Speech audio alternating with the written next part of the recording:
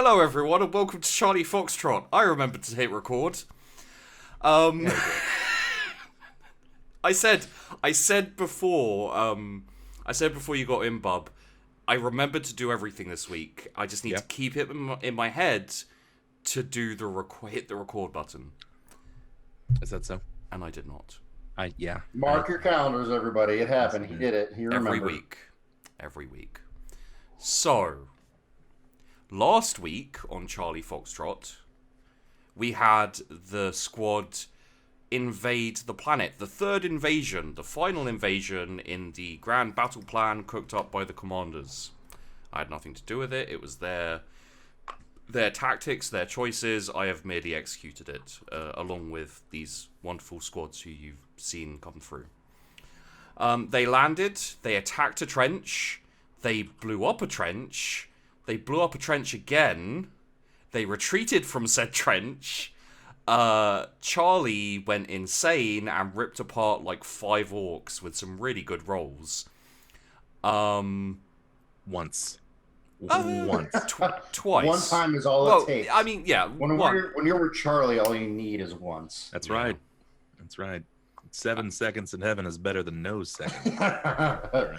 I know what you're trying to say, and that's it. Thaddeus turned out to be a little bit of a leader and a little bit of a tactician, I find. Multiple mathematics were involved, determining whether it was worth blowing up his own side to kill more of the enemy side. It's always worth it. It turns out, yes, it is always worth blowing up your own side to kill more of the enemy. Which happened, I think, like 3 or 4 times last episode. Yeah, one with a really big initial explosion, the other one with a kind of a dud that led into a even bigger explosion. Yep. And, And then the final one, which... we ended the episode. I think you also just simultaneously described your sex life. Thank you. Big explosion, kind of a dud, but led into a bigger explosion. Yeah. That's right. Yeah. Youporn.com/Thaddeus. Some good watching. I did also treat the guys in the chat to a Imperial Guard video. I don't know if any of you managed to watch that little short film. I did. It's incredibly cool. I suggest you watch it. I think it's just called Guardsman 2018. So if you ever get the chance and you haven't watched it yet, go watch that video, because it's literally just like 2 minutes of badassery. So we left off last episode with Cortez and Charlie. I believe you took out a heavy weapons platform that was moving up to defend the boss. And then you swung round and started charging at the knob from behind, correct? Yes. Yeah. Thaddeus, I believe you set off an explosion at the 3rd line of trenches. Correct.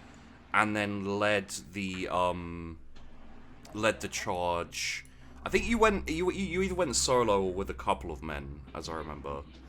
I just took the remaining of the men that we had for that initial march, and we went straight for the fork general. Yeah, it was kind of the spearhead of the charge, and you left everyone else to hold up the orcs in melee in the trench, correct? Correct. Okay. Let's get going with something. I think this is probably appropriate. There we go. Something for the moment. So. Oh yeah, that's very appropriate. So we have Thaddeus charging from the front, Charlie taking up the rear, with Newball just behind. Yes. Sorry, I'm just taking a moment to shake my head at that.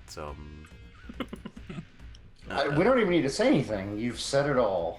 Said it all. Okay. Let us start off with initiative rolls. So what your initiative roll is, it's a D10 plus your agility bonus. Your agility bonus is your agility characteristic. It's the 10 number. So if it's 33, it's a 3. If it's 43, it's a 4. If it's 53, it's a 5.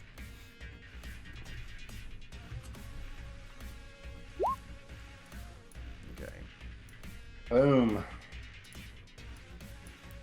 How we looking? So Thaddeus, a little bit slow, but that just means you're going to get to the Orc last and probably survive. Well, hopefully survive. So, let me just pull it up so I know who's going when and where and why. We have Cortez. You may actually overtake Charles here. And then Charles. And then Thaddeus. And let's roll for the knob. I hate myself. Roll 1d10. Plus 3. Okay, so he comes in just behind Charles.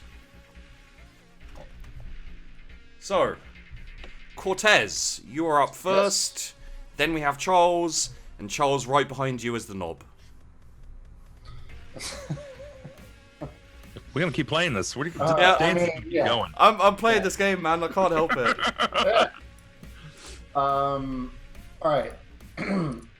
So, if I remember correctly, pardon me, the crack grenades are good for like single target stuff. If you hit, yeah. They do decent damage if you hit, but if they scatter, they will do no damage. Sure. And how far away is the knob? From where you guys are, it would probably be about 40 meters. Okay. So I'm gonna actually I'll throw a frag, and remind me, SB was strength bonus. Strength bonus, yes. Okay. So SB plus. Or I think SB times 3. So 3 times 3 is 30. Oh wait, 3 times 3? No, it's 9. 9, yeah. So I only have a 9-meter throw? That doesn't seem right. Yeah, I think it's 30. I think it's times 10. I may have messed that up. Let's say it's 10, so you've got a 30-meter throw. So. All right. So so can I just step up? Let's see. What's my movement? If I charge, I've got to move him to 9. So if I can I charge and throw and hit him? Or is that still too far? Charge is basically like a charge into melee combat. The point of a charge is like you charge in, and then you throw, and then you hit with melee. So it's like a full action. Gotcha. A half action, if you wanted to throw your grenade, it would be a half move and then a throw. Would I be able to get close enough? No, throw? Not with your move, no. Is there any cover nearby? I mean, this guy knows that we're here, right? Oh, yeah, absolutely. Yeah. Is there any cover anywhere? No. This is a no man's land in between the trenches. Right. Yeah, if you threw yourself on the ground and, like, there's a few craters about, you could maybe get some cover there, but... So, how about a run and a shotgun? Run and a shotgun. Let me have a look here. So I can run 18 meters. Shotgun has 30-meter range. And that would get me within melee next turn. I'm pretty sure you can do a full move as a half action, and then another half action. So you can do a full move. I believe a run is a complete. Is like my whole turn. Yeah, a whole action. Yeah. All right. So if I do a full move, that gets me 6 meters. I mean, that gets me 4 meters away from being able to hit him with a shot. Oh, so the the shotgun. The range on your gun is to standard range. When you go past 30 meters, that's long range instead of, so you can still shoot and maybe hit. It's just you will take a little minus to your attack. Okay, well then I'll do a full move, which gets me to 34 meters. Yeah. And I'll take a shot with the combat shotgun. Okay. So that is, I roll ballistics. Yeah. So that will be ballistic skill. No. Sorry. If you scroll down, you'll see your combat shotgun. Right. If you click hit, you can take it's no aim, long range, standard attack, and then no modifier. So I have half aim, no aim, full aim. So I should do no aim? Yeah. If you'd have stood still, you could have taken a half aim. A full aim is your entire turn. It's like, you're taking time. Yeah. I'll do no aim. Yeah. And, I see. Long range, yes? Yeah. Okay. Rate of fire, standard, semi-auto... Standard. I don't believe you have semi... Oh, no, it's a combat shotgun. You can do semi-auto. Every 2 degrees of success is an additional hit and another roll of damage. I'll do standard just because it gives me a +10 and kind of nullifies the long range. Yeah, that's fair And enough. no modifier, correct? No. Okay. So close. Minus degree of failure. 1 degree of failure. Okay. You have taken your shot. You have garnered the attention of the knob. We'll see how that goes for you. I'll kind of look over my shoulder like, Charlie, you gotta help me. Charlie, you're up. Yeah. What would you say is the immediate best course of action in this with my my action economy?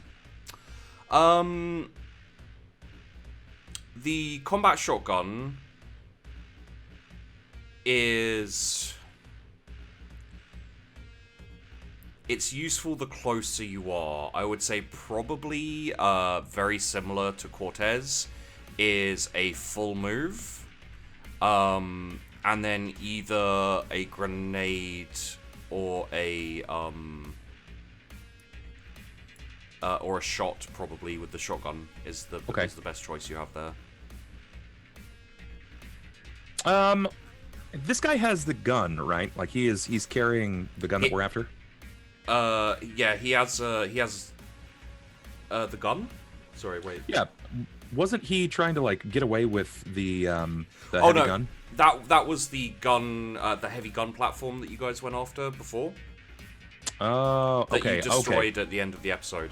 You basically Gotcha. They were setting up so that they could cover the boss. Yeah. With a heavy weapon platform, which would have cut you guys to pieces. So you and Cortez ran ahead to take them out, fought your way through, destroyed, killed them, and then came back to take on the boss with Thaddeus. Sure. Then I'm just going to move with. Is it just 1, 2, or is this the leader? This is the leader. Then I'm gonna lead with a grenade. Yeah, that seems like it's a safer bet. So I'm gonna run in and lob with a grenade. Yeah. So your range is just about there. You'll have to take a -10 to your ballistic skill to throw it, but the scatter can take you into it anyway. So. All right. So frag grenade, hit, half aim, no aim. Is it half aim? It is because I know where it's at. It would be no aim because aim. You don't have the you moved, so you could kind of half aim with the if you didn't move, but you'd be further away, harder to throw anyway.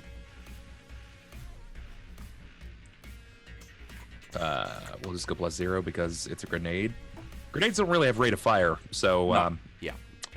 Semi-auto grenade. Here we go. Semi-auto grenade. Hit. I did succeed. Hot damn. Oh, All right. I So love you, Charlie.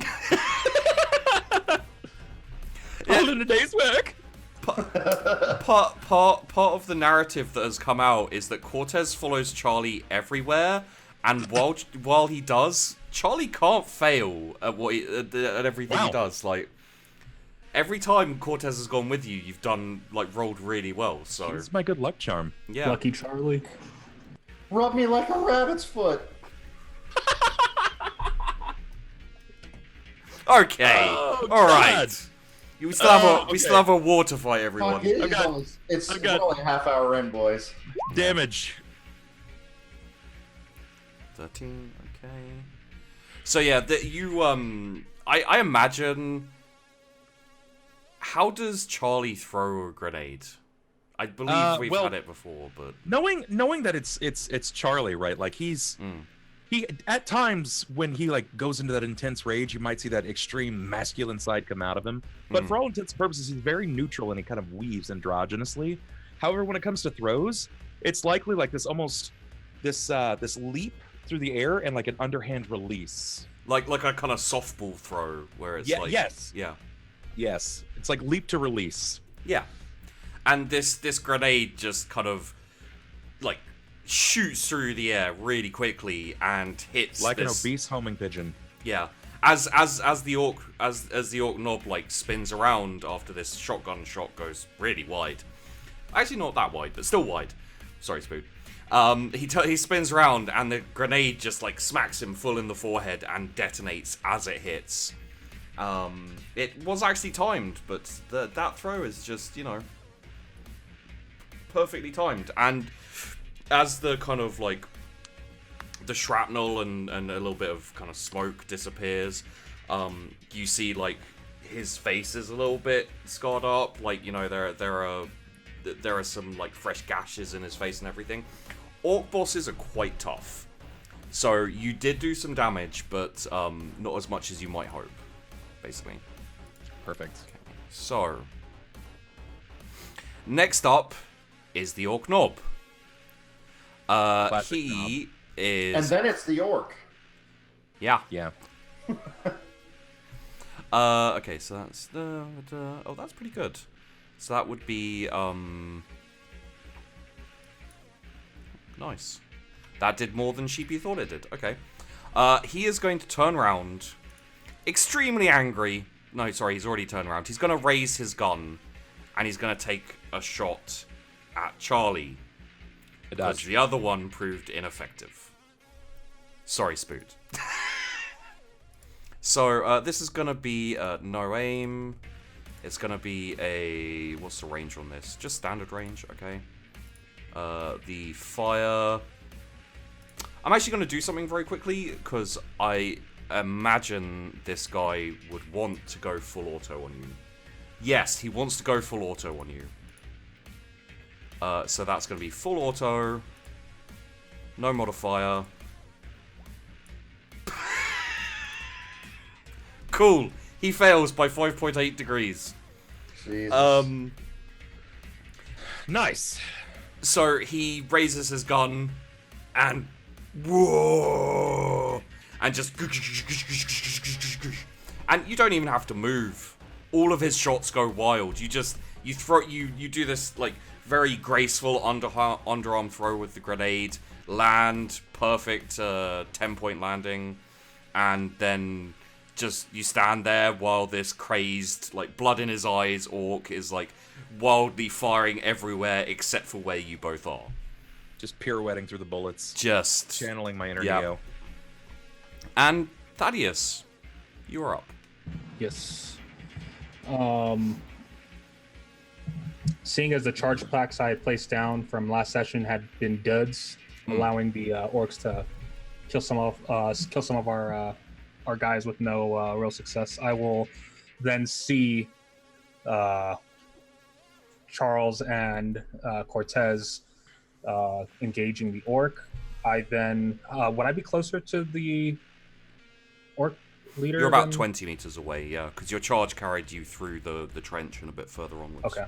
Then I will take my shoddy, and can I aim for a body part? Or it's because it's a shotgun, you can't really do that. You can. It's a cooled shot, which is a -20. So with a shotgun, with like the shotguns have bad range. You're in range for the shotgun, so you don't get any minuses. But taking that -20 is probably a bit of a bad hit to idea. your... Okay. Yeah. Then I will just open up on him then with the attack. One thing you do get with the shotgun is scatter, which means for every 2 degrees of success, you get an additional hit. Okay. So it's kind of, you know, like it scatters and sprays a bit, so they can get hit multiple times by the shotgun. Is that like every 2.0 positive? It's every 2.0 positive. Okay. I'll move. Success. Is it possible to move and then attack? You can take a half action to move, and that will move you 6 meters. So you'll get into like 12 meters from him, but you won't be able to aim. So you're basically moving and shooting.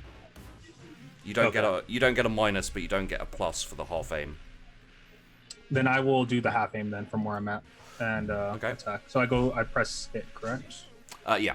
So it's it Half would aim? be hit. Are you sorry? Did you say you were moving? No, I'm gonna stay where I'm at. Okay, so it'll be hit, half aim. It will be. Standard. Is it short range? 30 meters? No, it'll be standard range. And I'm within 20 meters of him, so I mean there's still 10 more. I don't know if that. yeah, it has to be under 15 meters. So. Okay. You can do semi-auto or standard. Semi-auto, for every 2 degrees of success you get an additional hit. Then yeah, I'll try that. Okay. Rate of fire. You know, I'll go standard. Yeah, it does give you that plus, which is nice. That plus 10 Yeah. is nice. Yeah, I'll stick with the standard. And no modifiers, correct? Yeah. Oh, It's a rough roll. Okay. That is the end of that set of round. I will. Let's roll a couple of because I think you have a couple of guys who followed you. So I'll just do a quick couple of rolls. Yeah, they're not gonna hit. Okay. The troopers with you also like stop where you stop. They raise their shotguns, take a couple of shots. These go wild. I think probably with that, the knob like spins around to you with like the additional shots coming his way. The frag grenade was worrying, but you have more people, more guns shot at him, and he has very bad attention span. So he's just going to turn around to you and kind of like raise his weapon, but he's not going to fire because it's not his turn. Cortez, you're up. And I believe you're 24 meters away? no, I was hold on. I was 34. 34. So There we go. I'm gonna do. Can I do a full move and chuck a frag grenade? Yeah. Okay, that is what I will do. So I kind of run up and I'm like, suck on this, and I throw it. Oh, shit. Half aim, no aim, full aim. Are there? It would be no aim. No aim. Okay. Yeah. Range is standard. Yeah. Standard, yeah. Okay. Rate of fire is Standard. Yeah. Standard. Yeah. Okay. Modifier 0. God damn it. Blows. Roll me a d8. It's not going to move very far, so. I just want you to know I typed ROLOL, so we'll see how this goes. Roll. 5. Yeah, okay, it barely moves. It lands just in front of his feet and then rolls like a couple of centimeters forward towards him and then just explodes. So, roll me damage. Okay. I just click damage, yeah? Yeah. Oh, Jesus. Dude. 3. The I'm trying. the grenade goes. Yeah. Like some sparks land on his leg and flare up for a moment, and he's like, "Urgh, urgh." But I'll tell you this: it didn't get through his armor. No. I'm sorry, snakes and sparklers are the only things I like. That's a Joe Dirt reference in case anyone was wondering. Yeah. All right, gotcha. So, Charles, you saw the sparkler go off. You're up. What's the distance between me and BBEG? 34 meters. And I'm running 30 meters? 6. You can run. You can run 18. You can charge 9. So if you're within 9 meters, you could do a charge, and that would be a melee attack. Or you can use your whole turn to charge to run 18 meters if you like. Okay. Then I just want to get the closest I can while popping off any kind of fire. Okay. So that would be 6 meters. Take you down to 28, I want to say. Yeah, 28. So that will be within the range for your shotgun as well, so you won't take any minuses to shooting it. Okay, then yes, we're gonna do that. Go, shade boombalade. Let's see what we got. Don't suck. This Doesn't is sound considered short like range. the regiment I was introduced to last episode. Yeah, Don't suck. don't suck. I'm definitely gonna shoot though. Yeah. So that is Short range. standard range. Bollocks. Yeah, you need to get Standard rate of fire. Yeah. Okay, got You it. can... Oh, I was gonna say you can semi-auto if you like. Oh! Success. Hey! Boom. So that's 1 hit. Roll me a damage. You got it. I'm actually happy to get that in there. Feels good. Whoa! Balls! Your shotgun explodes in sparklers. Great, I'm fucking Jubilee now from the X-Men. Yeah, This is yeah. fantastic. Someone must have loaded your shotgun with sparklers. Cortez! It was probably Cortez. Yeah. A little snake comes out.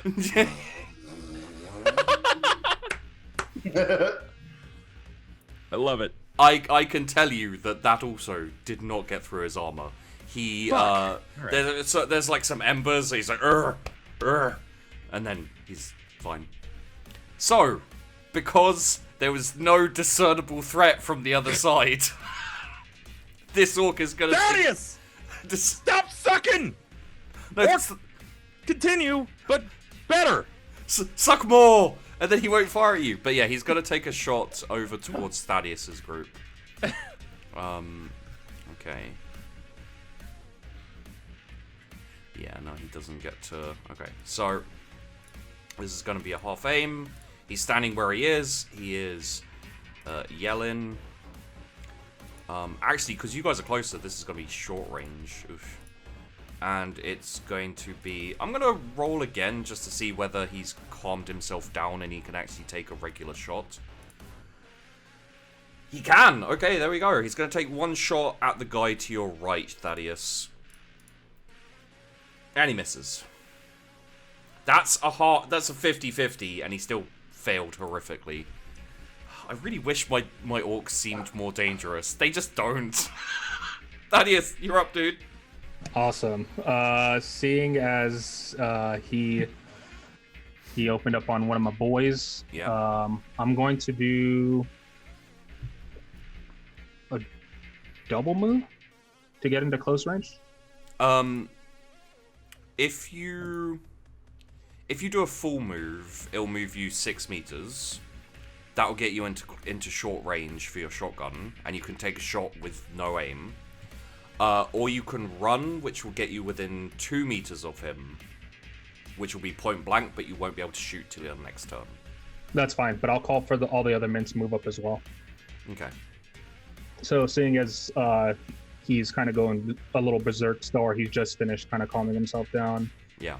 Thaddeus will look to the group, move in, and then he'll pick up his shotgun and start moving. Like all three of you just kind of like charging proper kind of like Yeah. You're going to basically get into melee range with him. If I can pull, I don't want to be that close to him, but I mean, I would say if he can move within attacking distance, that's fine. But Yeah. I want to get close enough to where I can get that bonus on the next round. Okay. So yeah, So, 2 yeah. meters is fine. That's fine. Okay. Both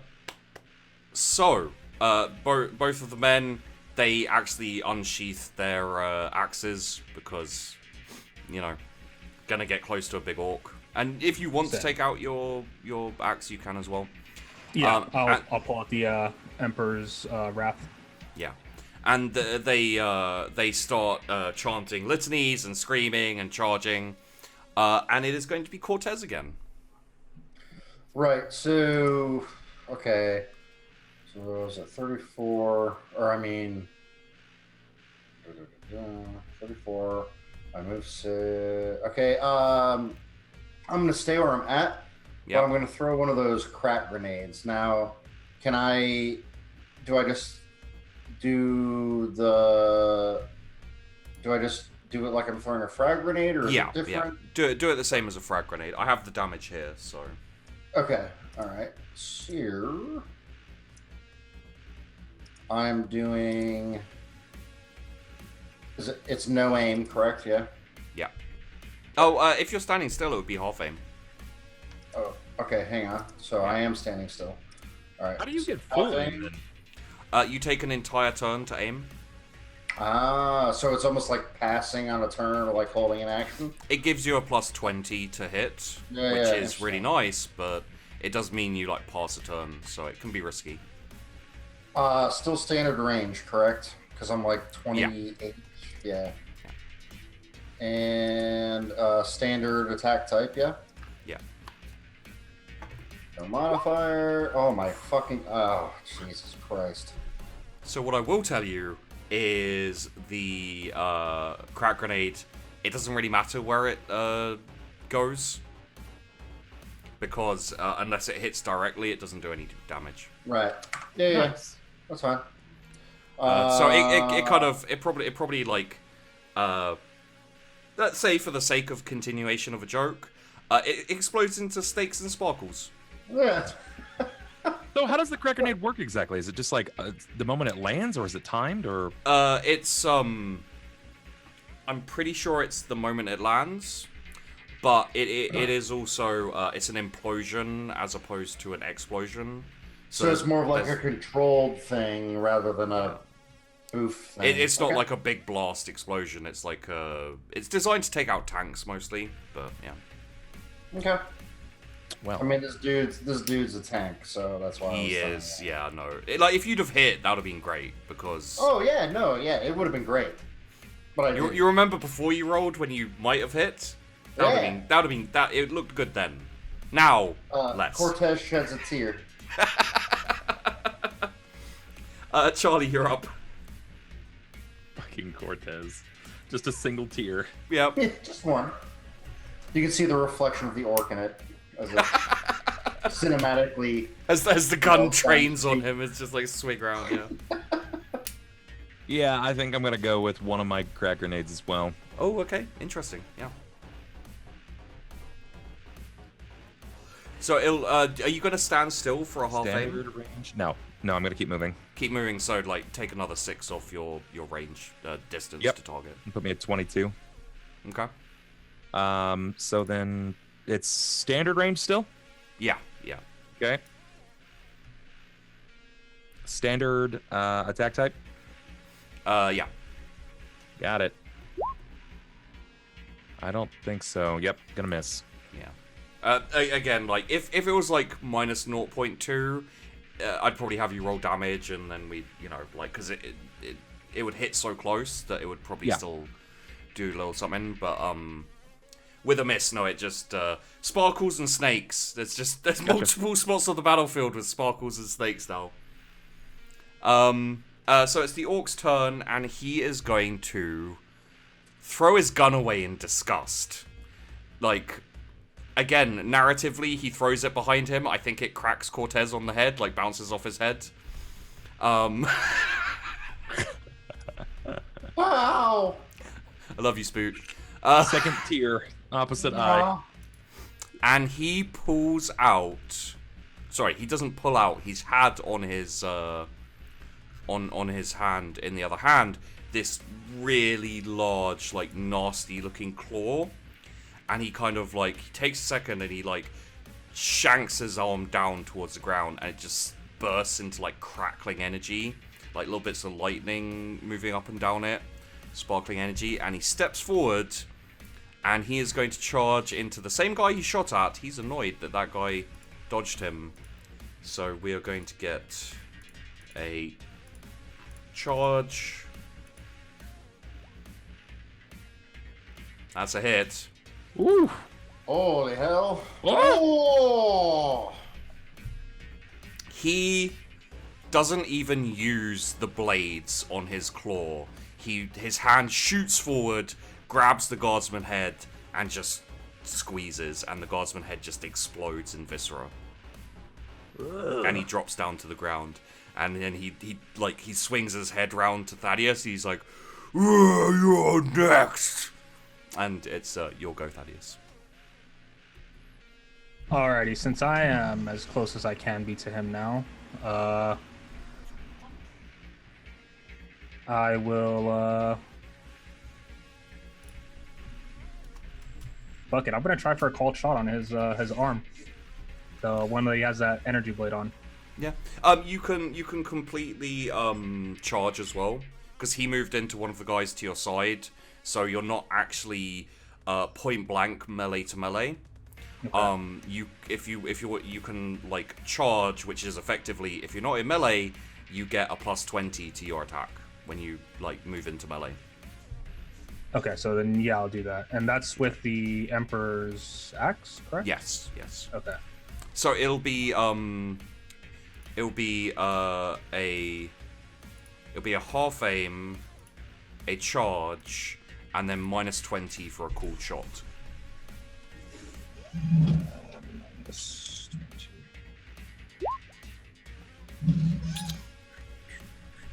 Oof. Just off. Close. And like you kind of, as he's there, like with his hands still outstretched, like the guardsman's body is slumping. You're like, yes, I can. You know, you bring your chain axe down with both hands, and try and catch him. But he's a little bit quicker than you'd have thought, and he just pulls his hand back, and your axe like sides over just in front of his weapon. And it is now Cortez's go. Okay, so how far away from this big boy am I? 28. 28? Yeah, I don't think you moved last time, so. Yeah, I didn't. But did we get any distance because he moved to Thaddeus? Yeah, that was my... He moved actually a little bit further away from you, like a couple of meters. But Okay, so let's say 30, yeah? Yeah. I'll do a full move and a combat shotgun, yeah? Sure, yeah. Okay. So it would be down to 24. And is that no aim, yeah? Because I moved? Yeah, no aim. Okay. And standard range. And standard. Jesus Christ. Swoops down from the skies and guides my bullets. That's a crit fail. Oh, god damn it. Which means that I'm pretty sure that's a jam. Okay. Which means I think, let's just have a look here. It will take you a full turn to reload. So next turn, you'll have to spend the entire turn clearing your jam to be able to shoot the turn after. Am I required to clear the jam, or can I throw a grenade next turn? You could throw a grenade. What I will say is, if you'd like, I'll allow you to fire your gun, have the jam, go, bugger that, and then just charge instead. Yeah, but I still can't charge him. Not charge, but you get like your full run. It will take you down to like 10 meters. Okay, alright. I'm good. Because it sucks when your gun jams, I'm just going to say that. It's fine, it's fine. And you know what? For such an epic fail, on top of all the other fails you've had tonight, take a fate point. Basically gives you a reroll. 8 point. Do I mark that somewhere? I'll I didn't see remember. where. I just remembered that I have one. Yeah. Okay. What it lets you do, there are a few other things it can do, but we'll keep it simple for the episode. You can re-roll a dice. So, Okay. you know, if you, for example, jam your gun, you could have re-rolled it. Charlie, fate is on our side. Did you say that after your gun jams? Yeah. He's like, Cortez raises his gun and it's like click click, and like there's just a shell casing like jammed in there, and he's like, ah, fuck, and then charges forward in front of you, like runs straight past you. As he runs past you over his shoulder, he's like, Charlie, fate's on our side. Perfect. Charlie, you're up. So is he focused on Thaddeus at the moment? Yes, he is. Doesn't seem to have immediate attention upon us. So I'm just gonna spend my entire round running. Oh yeah. I believe you're at 24. Yeah. So this will take you to about 6 meters away from him, if my maths is not terrible. Okay. You said 18, right? Yeah, 18 18 so far? for Then the yeah, run. It'll take me down to 6. Okay, so so Charlie, sorry, Cortez runs past you, and he's like, I think Fate's on our side, and then you're like, bugger that, I'm not letting him show me up, and then you just run past him. As I dart by, I'm like, I am the wind. Would you like to keep your shotgun out, or are you aiming for melee? Yeah. I'm definitely gonna keep the shotgun out. Okay, cool. That means it's his go. I don't feel right just going for the NPC. I have to put Thaddeus in danger. So Thaddeus, roll me a D2. You are a 2. Oh!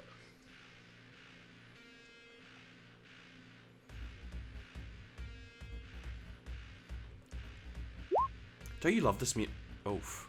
Okay. He's coming after you, Thaddeus. He is... Go out with a bang, buddy. He is going to... Do it. Do a standard attack. No modifier. He hits. Now you have a chance to either parry or dodge. I will help you out here to let you know which is the best choice. We'll have a look Guys, at this. Roll20 is broken. Sheep's rolls are way better than ours. Yeah, no joke. They weren't until right now. So you're probably... I think they're both even. Right? Dodge. Oh, no. Dodge is a little bit better. Yeah. So yeah, I'll try to dodge then. Okay. And no modifiers added, correct? No. Okay. Okay.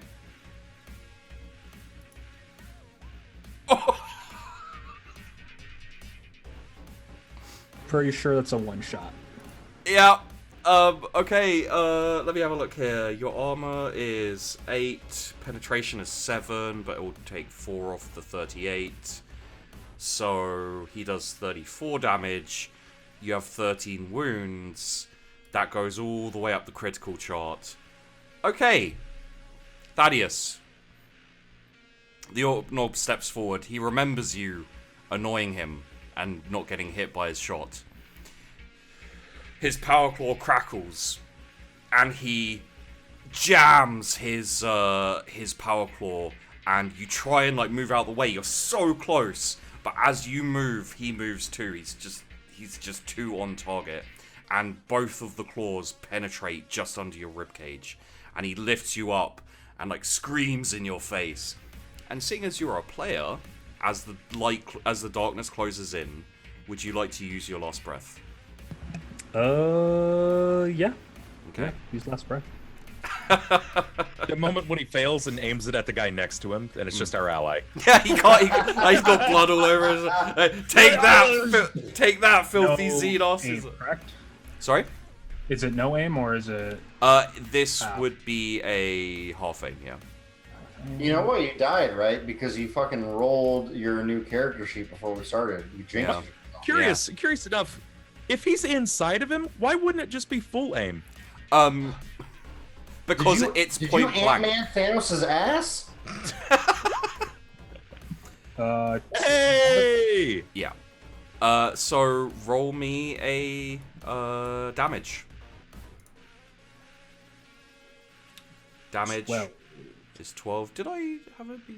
Yeah, okay, that's good. So, the thing about this one is it has Toxic, which reduces the unnatural toughness that creatures have. Which means, let me have a look here and just make sure. Okay, tell me how you mutually destroy this orc as you're slowly slipping away from life. So, as I can feel my life draining from me, pull out my last breath and I look at him and I go, time to go out with a bang. 3, 2, 1. And then just I punch my fist into his mouth and I just pull the trigger and then you just see all the toxin just shoot from his mouth. And yeah, like it's coming out of his ears and it's like seeping around of his eyes. And like your tank is slowly like bubbling down. It's like getting very excitable and that kind of thing. I think, again, narratively, it just, like, shatters into glass as well at the end. And then I pull the firing pins off my frag grenade. I mean, he's dead. I was going to be like, hey, do you want a last word with Charlie, especially, but with both of the others? That is my last word. Very well. Pulls the grenade. I'm going to have you roll damage.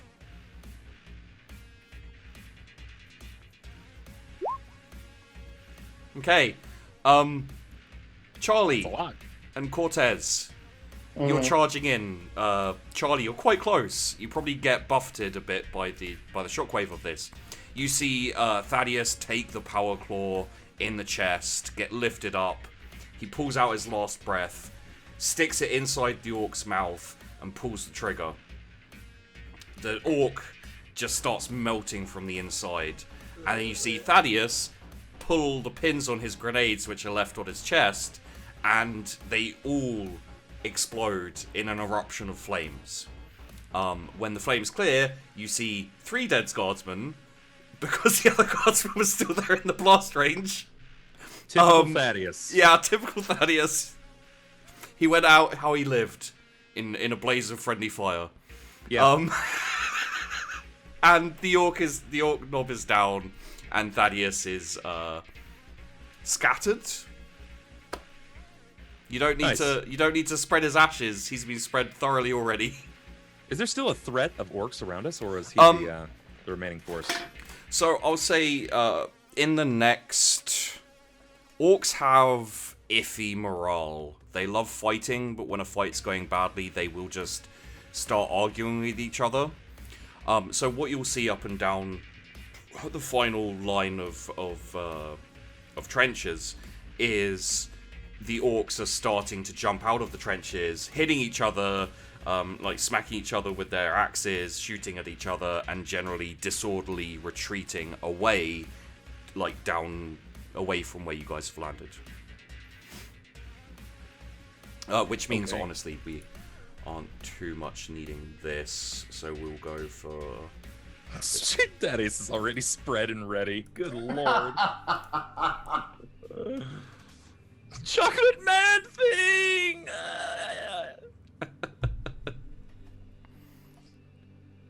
So, you have a moment with which you could sit down. The orcs are retreating, and everything like that.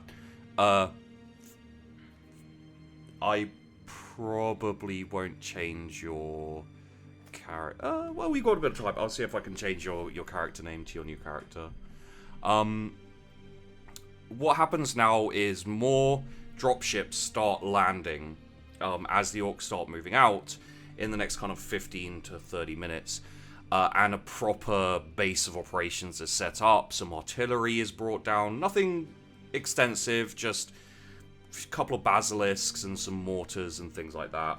The new waves of troops start pushing out and following the orcs, trying to, cut down as many as they can as they're retreating.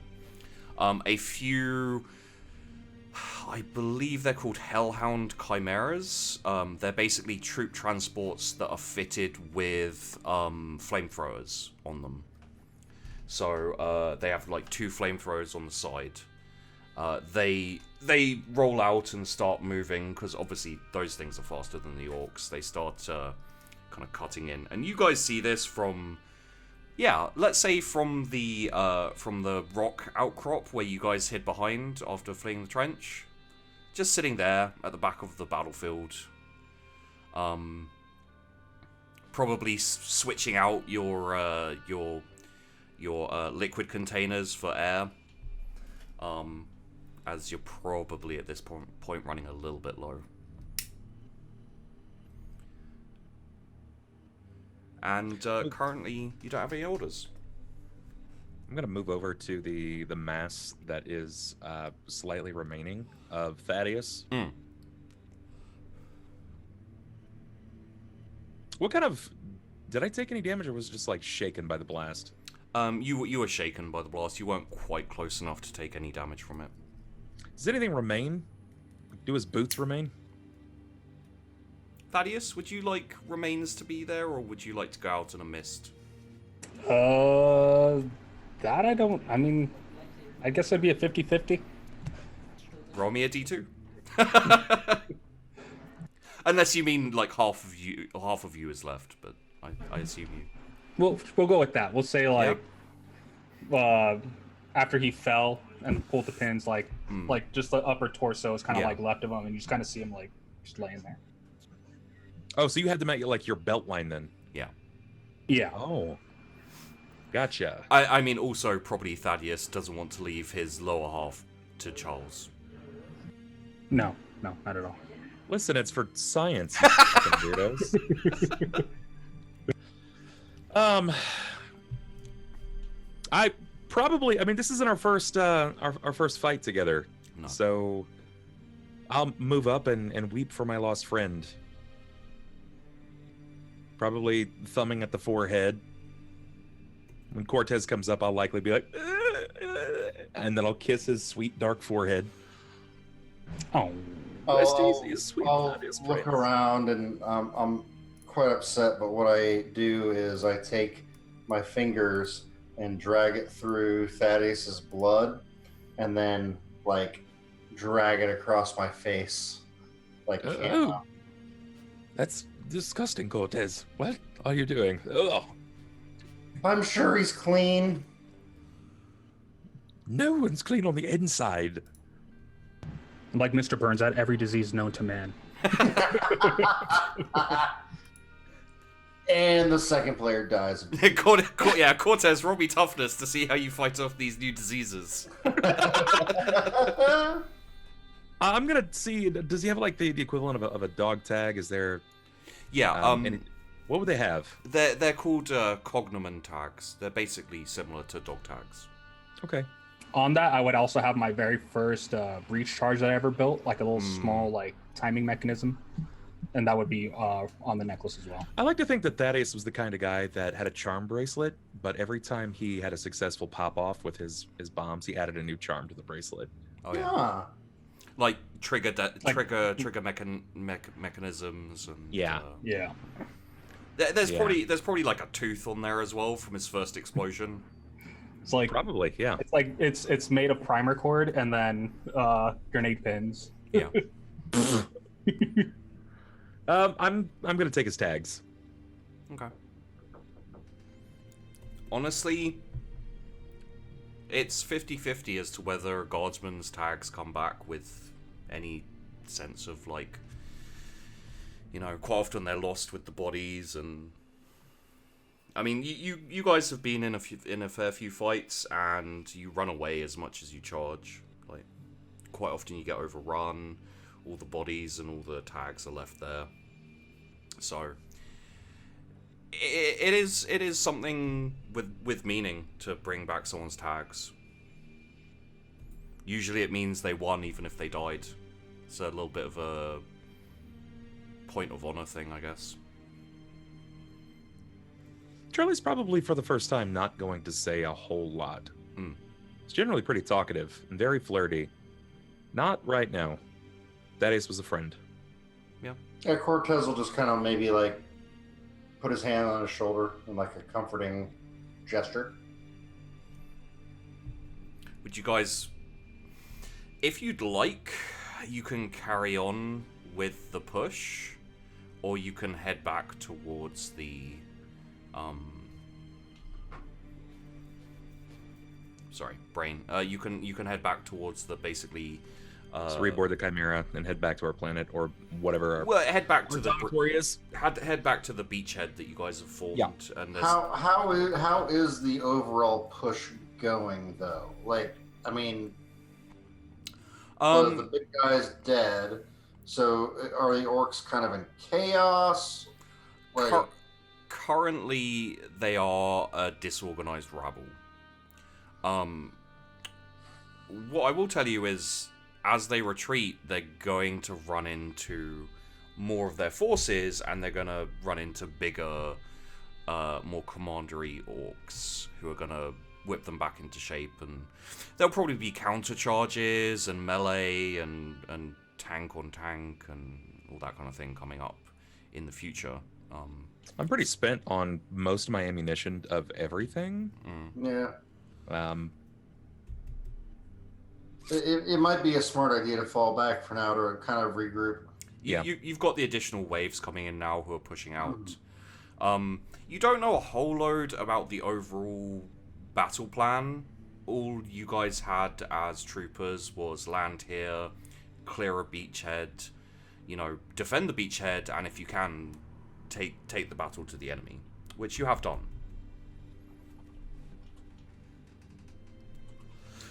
Yeah, I'm all for going back. Yeah, I'm good to fall back if you are. Okay. You, I think probably like 30 minutes, if you guys think that's an appropriate amount of time to be, like, hanging around this area, just contemplating. Sure. And then pick yourselves up, probably, like, weapons slung around your shoulder, cognomen tags in your hand. I'll call them dog tags for the sake of people who don't know 40k. Just like the chain probably like dangling out of your hand, but you've got like a firm grip on the actual tags. Lots of pins clinking, clanking as you move. And you head back towards the beachhead. It's been more properly formed. There's some sandbags, there's a couple of tents up. There's a kind of field hospital and something resembling like a mess hall where you can get some food and that kind of thing. The mess hall and the field tent are actually properly sealed so that they're like airtight basically. Which means you can take your masks off. The air in there is connected to a large tank of air from your home planet, so you don't need to worry about breathing in there. You still get your fix of drugs. Okay. And Sheepy is just gonna get going with the new name, so feel free to have a little bit of a chat and everything. And Deckard, I believe, you'll be turning up soon. Yes. Let me change my name right here. So after our downtime, we'll be essentially going back into the fray. At the moment, you lost your sergeant in the drop. Right. You lost your lieutenant somewhere in the melee. Like, he never turned up, really, after the initial charge. It's safe to assume he's dead.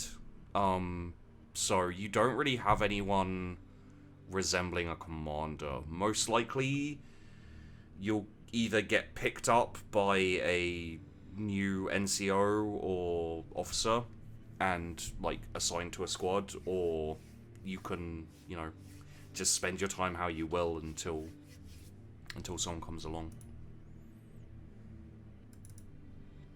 Well, if we're from this squadron and we're just awaiting at this point, I imagine that we're not the only survivors, right? No. You took about, in the first, 3 or 4 waves, you took about 80% casualties. Yikes. In the later waves, you took around about 65-70% casualties, so... So are we going to absorb a new, platoon, or are we going to be absorbed? Usually it depends on which officers are left alive. Okay. In these kind of situations, you're used to reasonably high casualty rates, kind of 50 to 60%. Sometimes 60 is pretty high. But in this fight, the orcs were very vicious. They, you know, heading into melee with them is a rough prospect, as Thaddeus found out. So, I mean, I know that Cortez would probably just like defer to what Charlie is doing because he has, like, he's not been in this situation before. Yeah. So he's kind of looking to see what to do next. Because he's like, well, basically, what the fuck are we supposed to do now? Because even though we gained ground, we were still, pretty fucked up. Oh yeah. So. Well, Cortez, wait. We're in a bit of a situation. Our sergeant and first lieutenant were killed. And now we determine if we are to be taken upon or if those will be joining us for return to Orkland. But how long does that take? I mean, the orcs are regrouping. They are, and it can be a short amount of time, but believe it will be much swifter than you think. I don't want to fail the commander. You'll take solace in these brief reprieves, I promise you.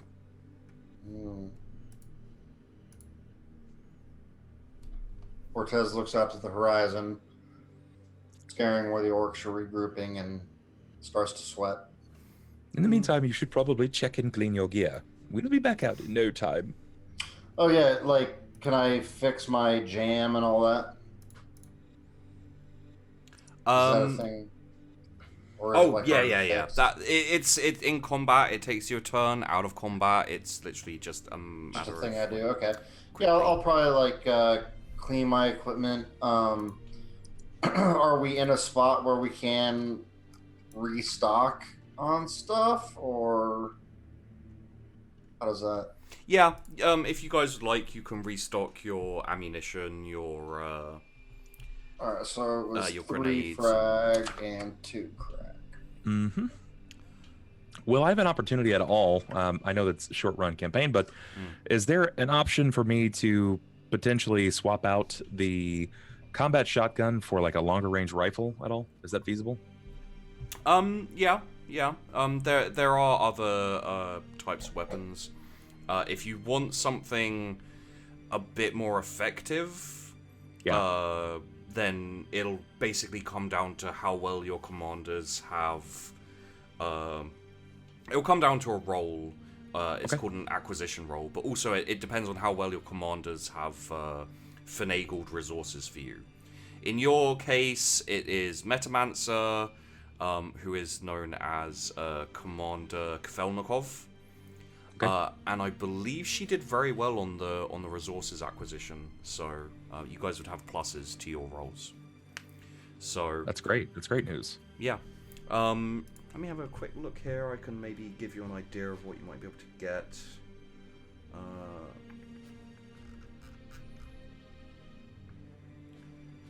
Weapons. What type of thing do you think would suit Charlie? Like, what kind of thing? Like, you've got, like, flamer weapons. You've got, the more, I'd be looking for something more akin to, like, a sniper rifle. Okay. Something that is capable of clearing 30 meters without a problem. Oh, there is a sniper rifle, which has a 200-meter range. That's amazing. Yeah, let's go with that.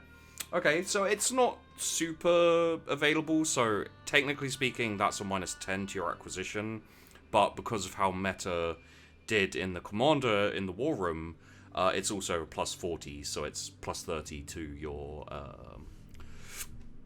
pardon me, hiccups, I believe it's your fellowship. You are using terminology at this point that I am just bereft of it. So I'm going to change the name of my combat shotgun to Sniper and the range to 200 meters. Oh, so you have to acquire it first. Oh. It's basically like whether it's available to pick up. Gotcha. Oh, it's like a roll he's got to make? Yeah. Sorry, I should have been more clear on that.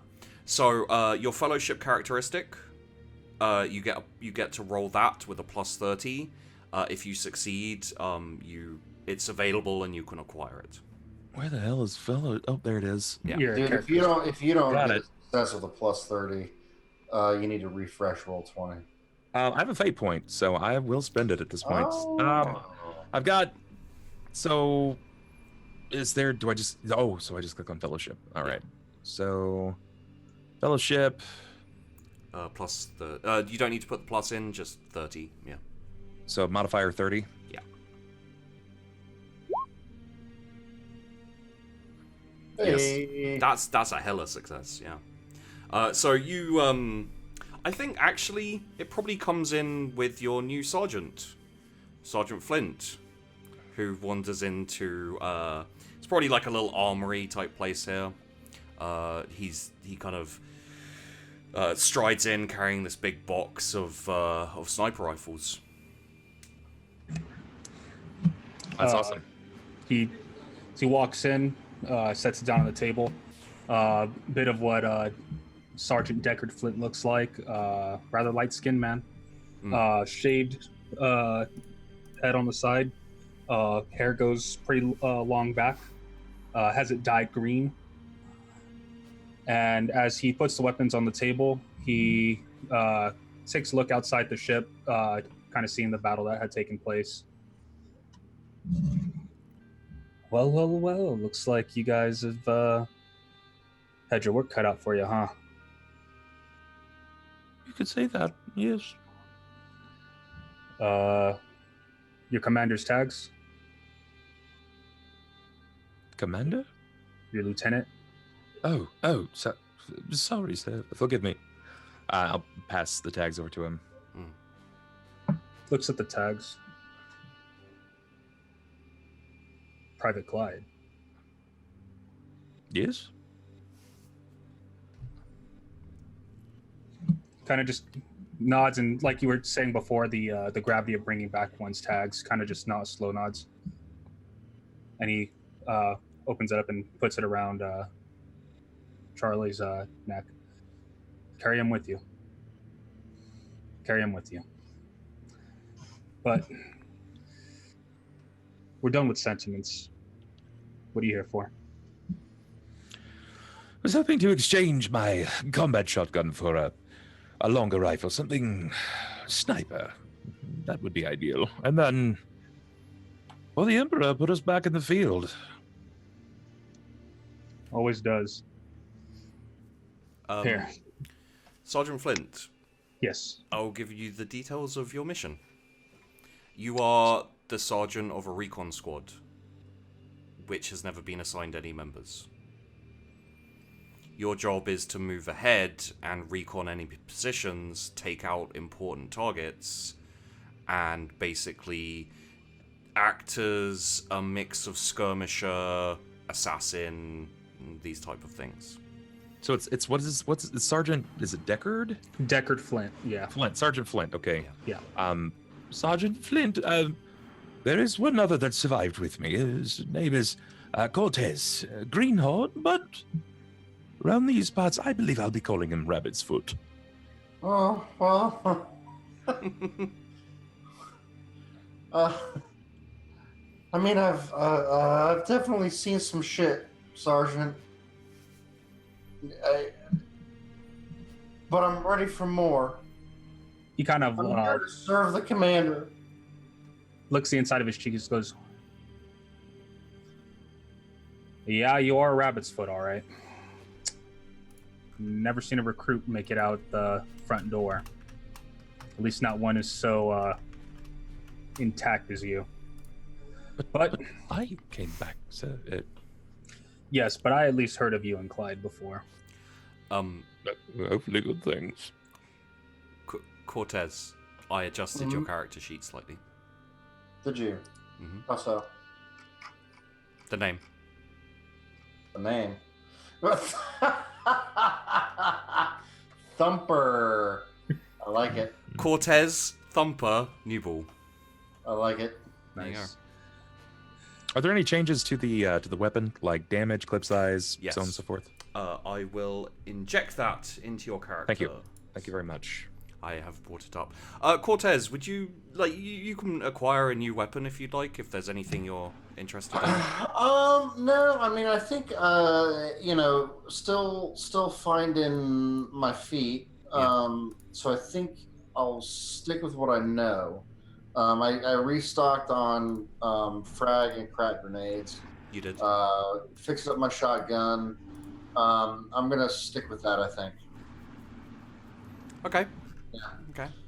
I do realize. So Cortez realizes that Charlie picked up a sniper, and I think intrinsically he knows that means he may, in a future battle, have to separate from him. But he's feeling more confident about his abilities. So. Yeah, fair enough. Okay. There we go. So the sniper rifle is a much longer range, which means that you get short range closer.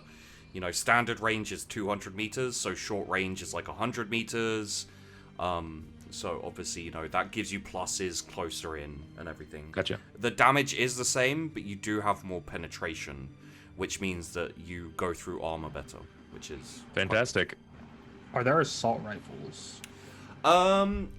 Yes. Or anything with a silencer? I'm fucking building my character like I'm playing XCOM right now. Go long range with a silenced pistol. That's what I want to do in every one of those games. Right. So, in terms of silencers, I tend to rule it in the sense of, like, if you want something silenced, it's going to be partially silenced. Because it's war, Yeah. you don't often get the need for silencers. Makes sense. Sure. But I'd say the long las is it's a lasgun sniper rifle. It's less of a range, but it's more powerful in terms of kind of taking out stronger targets.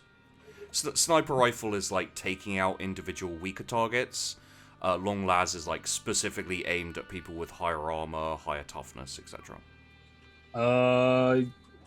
Yeah, if you're cool with me using that. Long las works. Okay. Do you have the do you want me to put your stats in it, or do you have the core rulebook? That I kind of skimmed over, but I'm still new to this. Oh yeah, no problem. I'll chuck in your I'll chuck in the stats for you there. I'm gonna call my rifle Charlemagne. Perfect.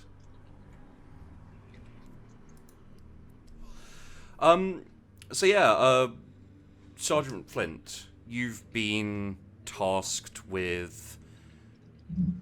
Currently, your task is to move up, track the movements of the enemies, find out anything useful or informative that needs to be known. And because you were never issued a squad, you're basically sent down with the idea of lots of people are going to be dead without commanders, so pick up whoever you want. Essentially, you can completely Shanghai Cortez and Charlie if you'd like. I'm just seeing if there's anything else that would be useful for you guys. What's the damage on this thing? The damage is 1d10 plus 3 energy with 1 penetration. 1 pen.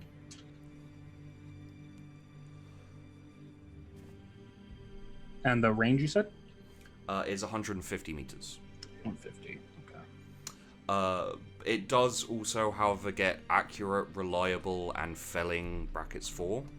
What that basically means, felling 4 means you get you take off 4 unnatural toughness to your enemy, which effectively will turn orcs into standard humans in terms of taking fire. So it's very effective against orcs, especially the stronger orcs. Kind of reassessing our gear and getting everything together. I would then inform them that we are going to be going back to ground level I would say at the halfway point before we met up with the Orc General, and that's where we're going to be starting our recon mission and pushing into enemy territory.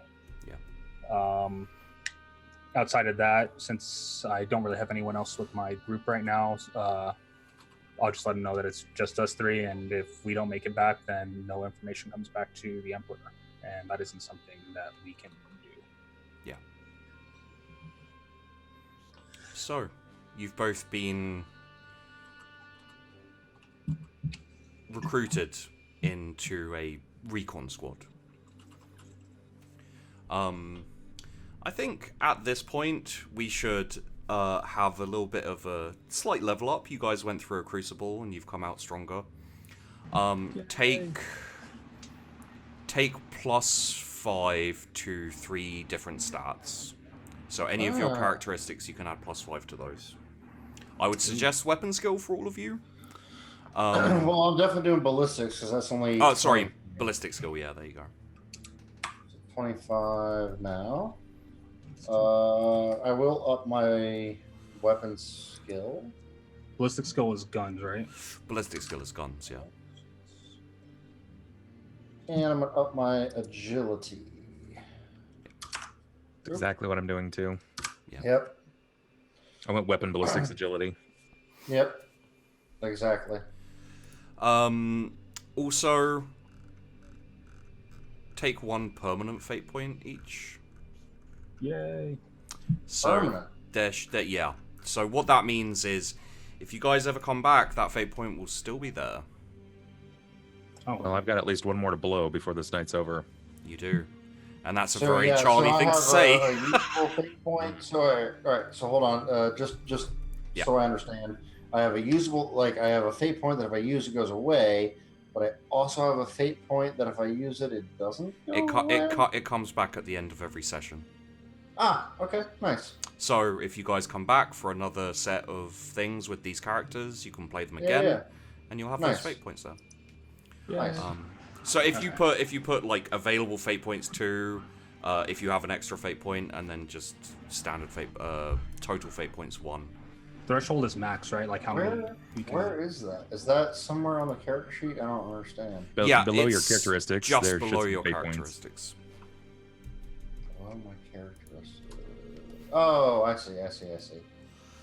Also, take 5 ticks and put them in any skills. You can't go above 2 ticks in a skill.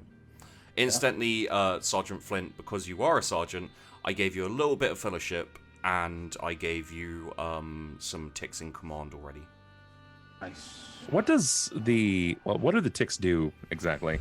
So the way the ticks work is the first tick means that your skill is trained, which means you use all of your characteristic stat. So, for example, for dodge, if it's ticked, you use all of your agility. If it's 30, you have to roll under a 30 when you roll your skill. The second tick means +10. So when you roll that skill, you roll your agility for dodge, for example, with a +10. So you have to hit 40 instead of 30. Cool. If your skill's 30. And then it keeps going with +20 and +30 with extra ticks. Got it.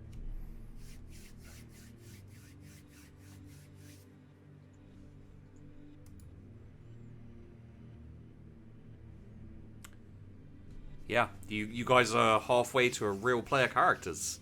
Nice. We're not just grunts. We're I trying. mean, your stats and to a certain extent your skills are on par, but quite often in the 40k systems you start off with like 2 or 3 fate points beginning. What is Medicae? Medicae is in this instance as soldiers it would be tourniqueting wounds, stopping bleeding. It's gotcha. medical skill basically, but you're not going to be able to do like battlefield surgery or anything like that. Right. Okay, mine are spent. We're good. Yeah. Yep, I'm in. I just need 3 more. Sorry. Yeah, if they're improving mostly all of my skills. It does make it a lot more comfortable once you get Okay. a few ticks in some of your skills. Yep. I am good. The way I've been playing Charlie Foxtrot is basically when you guys start off, you are disposable troopers, very close to NPCs. Right. As you survive your encounters and keep going, your characters will get some little bit of buff, a little bit of experience going on. So, or if you die gloriously in an epic explosion, your new character will get a bit stronger. Right. So yes, you will be going out straight back into the fray. This is war. Yeah. Your soldiers. I do, however, need to pee, so feel free to have a little bit of relaxation time, get to know each other as characters, and... I'm actually going to join you in a pee. Oh, yes. Across the pond. Cross streams. Cortez is like, excuse me a second, I need to visit the little boy's I room. need to relieve myself. I mean, remember he tried in the beginning, he just couldn't. Yeah. The fucking alarms went off. I've got one rule. Everyone fights. No one quits. You don't do your job, I'll kill you myself. Do you get me? We get you, sir. We get you, sir. Good. Welcome to the Roughnecks. Rico's Roughnecks. It's Rad Checks, not Rico's. Rico's is at the end. We're not in Rico's yet. Yes, we are. We're in Rad Checks, okay? No, we're not. Come on, maggots. Do you want to live forever? Yes. Yes, that's right. Charlie's not going anywhere. Not this time. All I got to do is get sheepy with the wink. No lie, dude. I literally took Thaddeus from an alchemist character that I made from Pathfinder. I was like, this guy works. What can he do? Blow shit up. Nice. That was fun though. He had kind of an epic death. Yeah. That's why, like, and he was like saying, like, "Oh, did you want to have some words?" I was like, "Nah, I'm pulling this grenade belt. We going off big." Come on, apes. Do you want to live forever? Yeah. Yeah. Let me get something to drink with us. Be right back. Go for it. Well. Hello, everybody. It's just me and you now. No, it's not. Okay. I'm back. Shit! It's not get sexual in here, okay? Violate terms of service and everything. So, we're talking about Cortez going to pee and then the alarm going off? Yeah. Well, the second that I started peeing, my headset started going beep beep beep, like running out of batteries. And I was like, oh, come on! Oh, that was I killed a player, dude. I did it. You did. I did it. I'm proud of you. You know what? We all glow up once in a while. This is just your moment. I feel good. It's like you looked at that orc and you're like, I need a hero. Yeah. This was your moment. And, like, I don't even feel bad about it, because I got him to roll, and he rolled himself. It wasn't even my choice. I was like, I feel bad attacking him, because I know how much damage this fucking orc can do, but...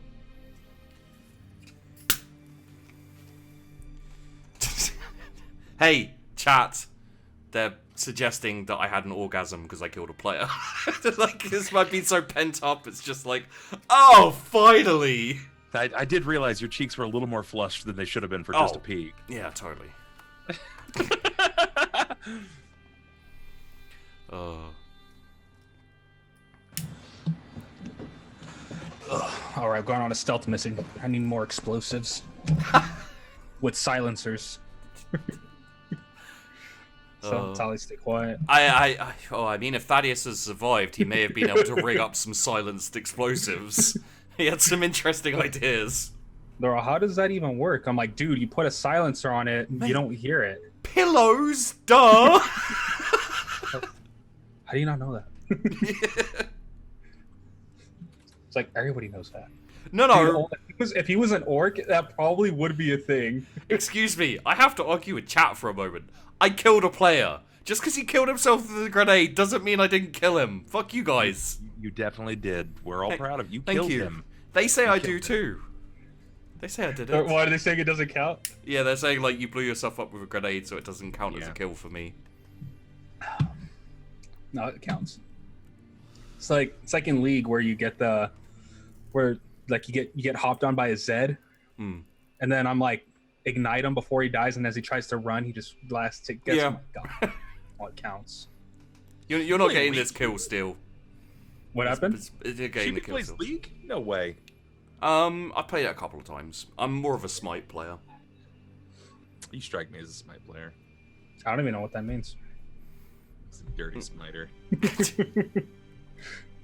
But yeah, no, like you guys were kind of talking about it a little bit earlier, but if you guys want to come back again sometime and play these characters again, Yeah, I think it'd be fun. I've got many different scenarios and many. Will we ever have like cross, not quite cross platform, but like cross regiment?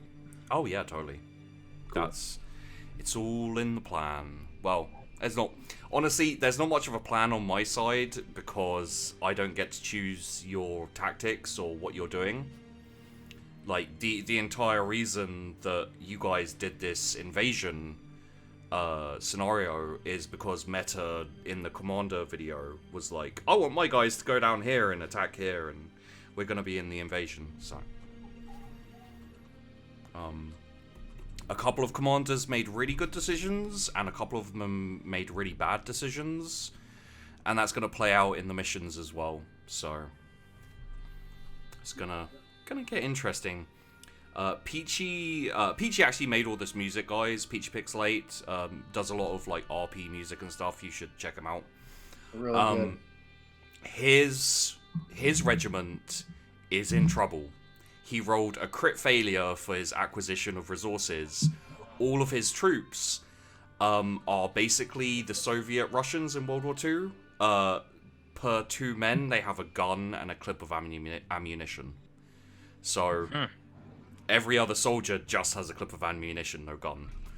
So that's gonna be interesting for them. Line up behind me and we'll share the gun. Yeah, it's basically when the guy with the gun dies, you pick up the gun and keep going. I don't know how that's gonna go. That's gonna be wild. Yeah. So, should we get back into it, everyone? Let's. Yeah, boy. So, let's have you, I think possibly...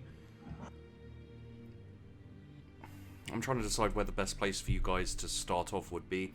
I think probably, given the roles, it's most likely going to be dark. And it's going to be quite closer to nighttime. Maybe like shifting into dusk where the light's starting to fade. You guys will be a little bit past the initial line of trenches that you pushed through. You'll be closer to this set of mountains. They're a bit more like hills. They're kind of spotted over the terrain. In front of them is like a kind of a section of like rough marshland, which won't really let through any tanks or anything.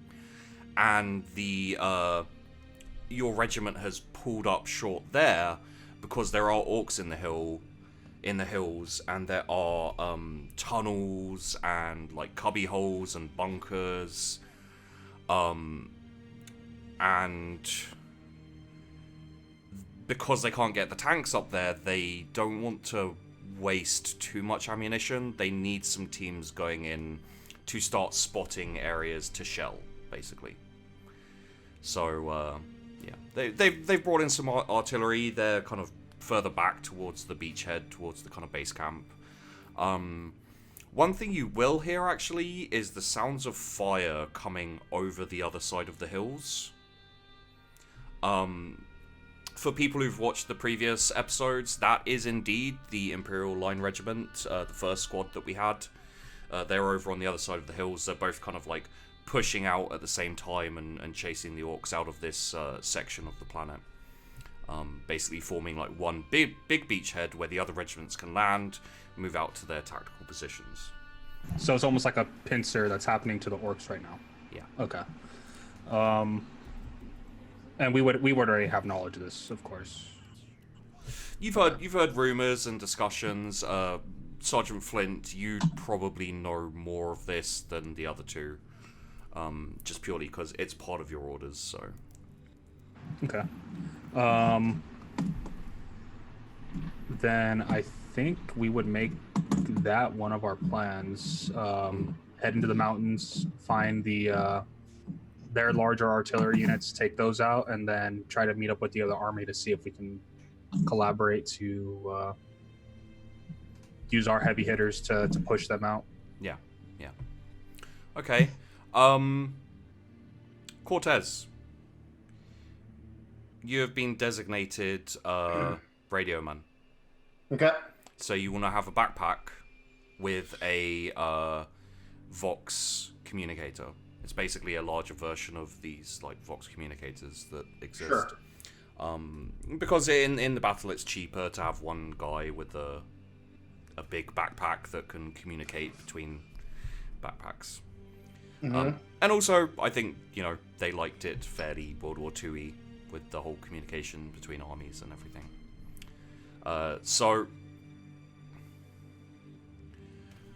One thing I may actually do is suggest that... let's have a look here. What's the best one to go for?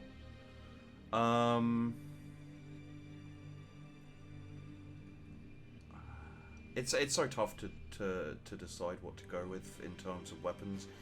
Would you like to keep your combat shotgun, or would you like me to suggest something a bit longer range? Maybe like an assault rifle? Is that... Probably the las gun possibly would do that. There are some heavy weapons which are much more machine gun kind of based. An auto gun would get it done for you. Yeah. Okay, I'll do that. It's 100 meters range, but you can fire it full auto and it can hit 10 times. Jesus Christ. Okay. Yeah. That works. Yeah, it's a bit closer range. Pretty much your job would be to deal with any like bigger charges which need, like suppressing fire, etc. Sure. So if you type down autogun, I can fill in a little bit while you guys are going. Type it. So instead of combat shotgun, take autogun. Autogun, yeah. Autogun. Okay. And that weapon is average. It's very common. So considering Meta's things, the only reason you had to roll for your sniper rifle is that it's slightly higher tier, slightly rarer. Bub. Alright. Okay. So there are... How would you like to approach this recon?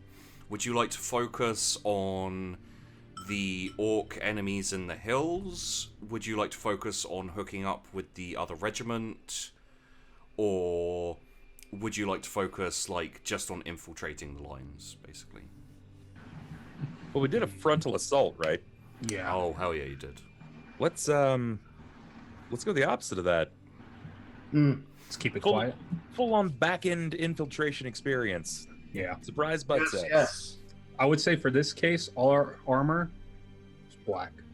Oh yeah. I mean, your armor's a mix of sickly light green and dark green anyway. So it would only take a couple of changes to basically darken some of the lighter greens and that, and you've got very good kind of camouflage for night anyway. Yeah.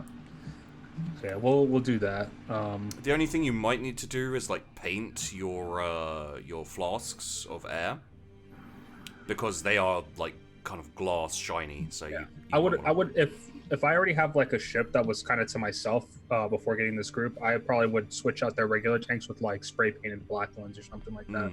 Something with a dull finish that doesn't catch light. Yeah. Okay.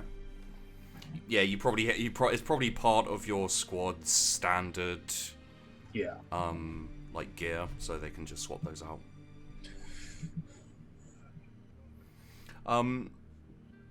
So I'm guessing, do you want to kind of take the long route, as it were? If the orcs are kind of up the hill and these armies kind of squaring off against each other. The firing's died down, of course, now, because it's getting darker, it's harder to see. And also, if you take a shot, there's a flash. Like every time, basically, the current situation you guys have is like kind of small fortifications, a few trenches that have been dug by your regiment, kind of facing this marsh and this and these hills. And now, because it's getting darker, every time someone takes a shot at the hills and into the marsh, the muzzle flashes. And they can pinpoint where they are, so immediately, like, a whole load of fire comes down, and then everyone else can see where the enemy are, they start firing, so, like, you know, the fire is kind of dying down a bit, because every time you fire, you give away your position, so... Is that going to fuck with Cortez's epilepsy? He has also, epilepsy? Cortez has epilepsy. No, I'm just kidding. Okay, I was like, wow, that's a curveball that came out of nowhere. I didn't know about that. He probably shouldn't be firing sparklers and snakes all the time. How did he even get drafted? I don't know. Well, he survived, so, you know, that's a good... I mean, Thaddeus kept running through all of the new recruits, so we had to start bringing in everybody at this point. Who can we take on? Just pick anyone. I don't care. We'll take anybody. This guy's blind. This one I think is still breathing. Nope, he's dead. We'll take him anyway. They just need to be able to hold up to some fairly brazen, you know, flirting. Meat shields. We need meat shields that don't care if they get flirted with. It's fine. Yeah. It's good. So traveling through the marsh is gonna slow you down a little bit. It is not massively long. It's probably like a good 500 to 600 meters, you know, wide. It goes along the base of the mountain, of these hills, sorry, but it's not like a huge tract of marsh. You can go around it. It will probably take you a while to go around it because it does go around the hill for quite a distance. Or you could just kind of trudge through it. I was gonna say we're less prone to being tracked if we go directly through the marsh, right? Yeah. Yeah, then I would say with doing that would probably be the safer route, even though it might be a little more difficult. And honestly, if you go around, it'll probably take you about the same amount of time, except for you'll be out in the open a bit more while it's still kind of light, you know, like the sun's going down. Yeah. It's starting to get darker. If you go through the marsh, you know, like you couldn't... It's a bit harder to spot you, you know. It's got that, like, little bit of mist that marshes have, where it's like... Yeah, I like the marsh idea. Okay. Bubs, you good with that? I am. Okay. I've had no complaints up to this point. Let's do it. Would you like to head out as it's starting to get dark, or would you like to wait for proper, like, for the sun to properly go over the horizon? And I think now. Do we have access to like anything to help us in the dark? I mean, are the drugs giving us the ability to have like low light or anything? Not really, but you know, there is a moon. Actually, I think there's 2 moons. So there is some semblance of light, you know, like it's not pitch black, clouded skies. It's like, you know. We're not like totally blind or anything. No, you're not totally blind. You can see a fair ways in front of you. It's just if you're looking down from a hilltop, you're not going to see people, like a few people, you know, squelching about in the marsh. So you'll be able resource that we might have had access to is like Was it moonlight scopes or something like that? what are the odds? I'd have to look through the gear. I don't believe I can think of anything along those lines, but you never know with this game. If you look kind of like night vision goggle or something like that. I do know that there are some upgrades. Melee attachment, motion predictor, omniscope. I'll just have a look at a couple of these quickly. So, motion predictor gives you +10 to ballistic skill tests. Only functions is fired semi-auto. Okay, so that helps you with semi-auto and full auto. Omniscope.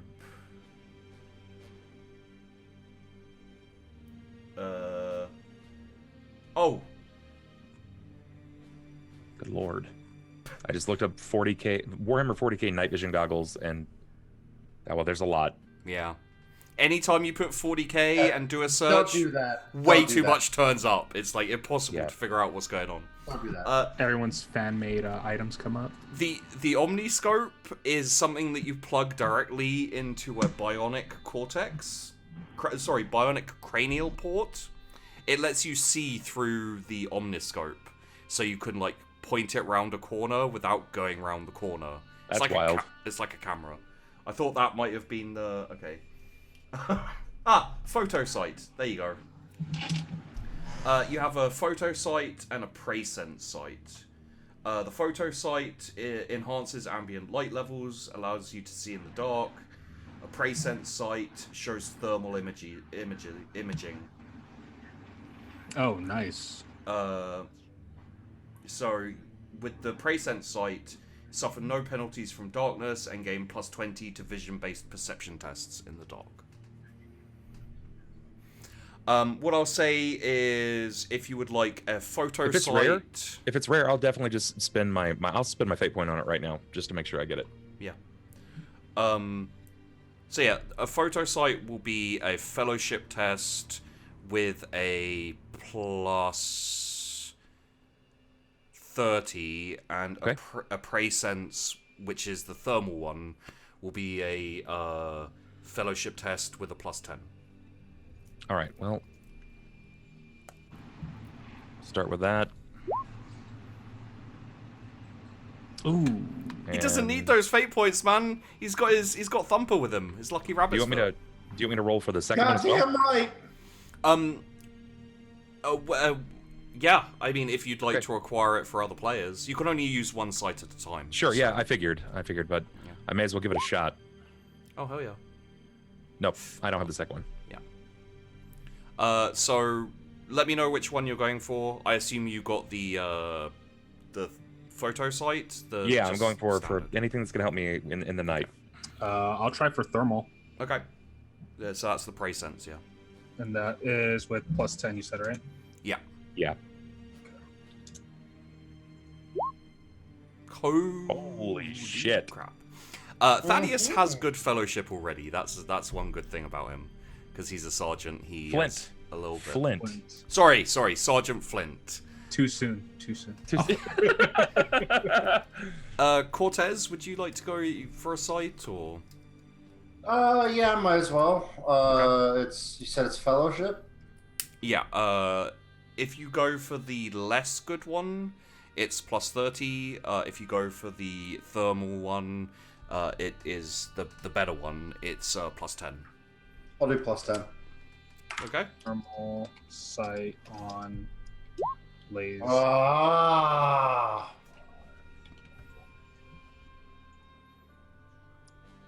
You do Why have, am I so bad at rolling dice? You've got your fate you point, do right? have the fate point Yeah. I gave you Oh, earlier. yeah, so You have- I just re-roll? Yep, just re-roll same Okay. modifiers. +10, right? Yeah, he Yeah. gave you a fate point for like drastic failing 4 or 5 times up there. Yeah. Hey! There you go. My Well, first that's success of the night. you don't have amazing fellowship, so that's quite impressive. You rolled an 8. Well, I mean, it only took 2 fucking hours to get a success. You know? Right? Now I know how you feel, Daddy. It's all good. That's like two Nice. insults in one, mate. I knew I should have killed your character. Ah! Okay, so sweet. So I got the special sight thing. Yeah. Cool. So yeah, you can you have no penalties to seeing in the dark, Charlie, and Flint and Newball. You have the presence sight, which gives you no penalties to the dark and +20 to vision-based perception tests. So if you're looking out for things or this kind of thing, going to be very useful in a scouting mission like recon. Cool. Nice. All right. But yeah, I would say we would head out during the day still. The easier that we can see the as much of the march as possible. Yeah. Even with our equipment, I would still rather us have natural lighting before the moonlight becomes our primary source of vision. Okay. I think we're all set on gear, right? Everyone's good? Yeah, let's roll. All right. Yeah, let's do it. Yeah, as we start, I'll command our pilot to drop us off at the area near the marshes. Yeah, it'll just kind of be it'll be probably like 200 or so meters back from the front line, because any like drop ships coming in from there, It's gonna get blown out of the sky. yeah, it's gonna get shot at by the orcs because they're trigger happy assholes. And that's no problem. Yeah. So you get dropped in and kind of worm your way up. The defenses are like kind of makeshift barricades, sandbag type setup, with also like these are piled over these like kind of knee high trenches. You know, they haven't had time to set up proper defenses. It's only been like maybe like half a day since you guys, well, since you two came back from the battlefield. There's sporadic gunfire. You can hear give me an awareness test, just straight up awareness to begin with. This is hearing based, so it's not your sights won't help you on this one. All No of us? modifiers. Yeah. No modifiers then? No modifiers, no. Jesus Got it. criminy. Yay! Charlie's on the ball. You know what? You're gonna have to do your best to keep Cortez alive, because something about this little man, like, he gets you rolling well. I'm good luck for him, but bad luck for me. Terrible luck for you, but you know. Yeah. You know what I've noticed? Every time I roll poorly, it's because I'm stuck looking at Vandy's Eviscerator. And I think it's just it's bad cursed. luck. It is. It's so cursed. I feel like all the bad rolls I have here get like they get pocketed here, and then when I play like Shackled on Wednesday, like 40% range, and I'm just landing like all of them. Which like, oh yeah, I guess just making it up. It's fine. See, the bad thing for me is when I play 5th edition on Wednesday, my rolls will still be trash. Yeah. It's unfortunate. Spoot has fairly bad rolls in general. Yeah. Except to not die on our D&D game. Truth. That's the only time it like his character ended up thinking he was immortal right up until he died. Even when I died, I think he still I think he was still convinced back. he was immortal. Oh yeah. Oh. So, you start picking your way. You pull yourself up out of this trench. It's not very difficult. You can almost step over it. It's not amazing defenses, especially seeing as your regiment is expecting to push up soon. Incidentally, just so you know, you've heard no kind of sign of your commander. Whether she just decided she wasn't needed for this attack, for this op, or whether she's off doing something else. She has a tendency to disappear. People die, and then she turns up again. Yeah, she's a little mysterious. But well loved by the regiment, so...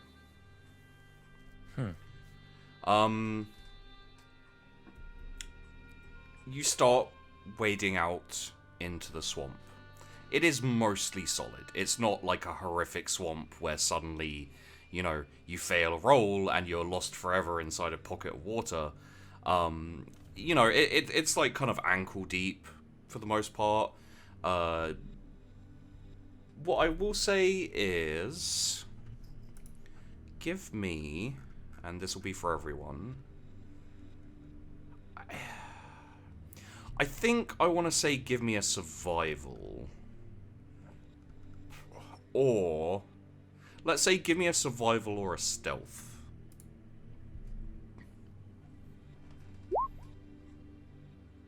Nice.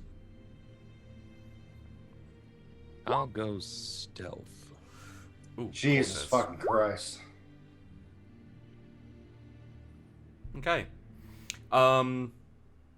Sergeant Flint, this is something you do. You know, you cross rough terrain and stay as quiet as you can. Charlie, this is what you do. It's not going across rough terrain as stealthy as you can. You just pick things up quickly, and you adapt to your situation. It's why you survive multiple battles when other people haven't. Cortez, you're new. This is a swamp. I play hot cross buns on a recorder.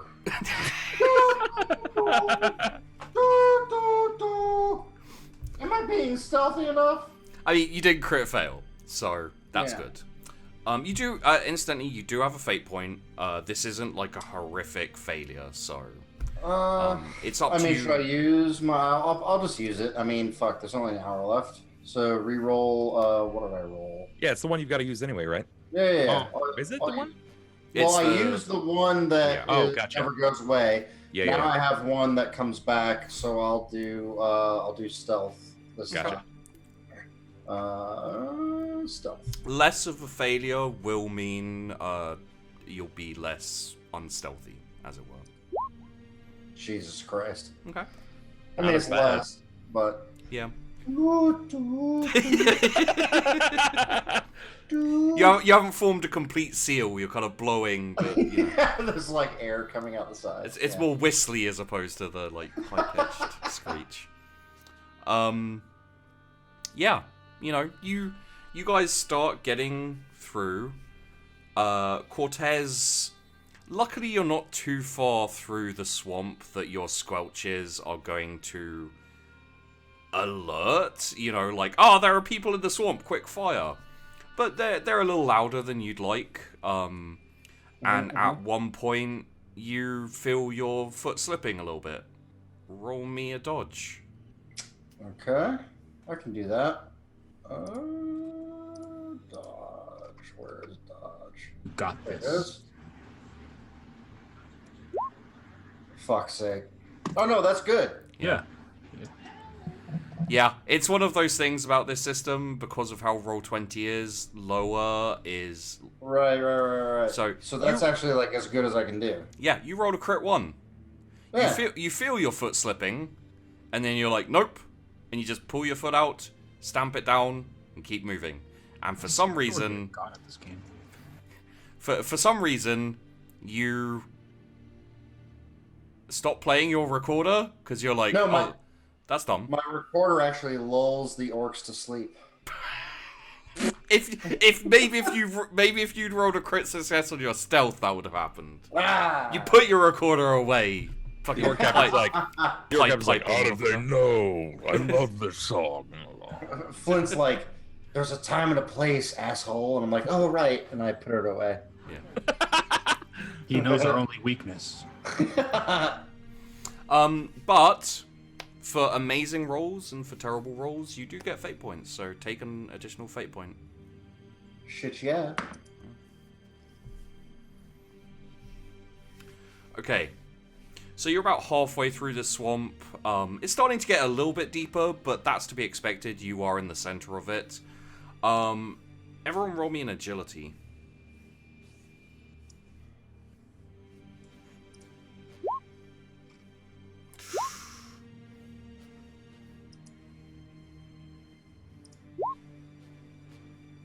Jesus Christ. I don't like how shitty this is. So this roll is a what bad happens to one person. So Deckard, Yeah. this is happening to you unless you'd like to re-roll. You do have a fate point. Sure. You have to beat minus 0.25 degrees of success. So if you... Nope. Oof. Jeez, dude. That is 90 and an 82. That's rough rolling, man. That's rough. Is Is this where Flint dies? I guess I'll burn my last one. It's like, let me show you how to play that recorder. Well, this is agility, so it's something slightly different. Do you have another fate point? Yeah, because we just got one right now, right? Oh, yeah. And then So- so hopefully it gets better. Nope, got worse. Is that a crit failure? Oh. Yep. What the fuck? Okay. Bad. My rolls are always on the high end in this game. I don't get why. So you're wading through the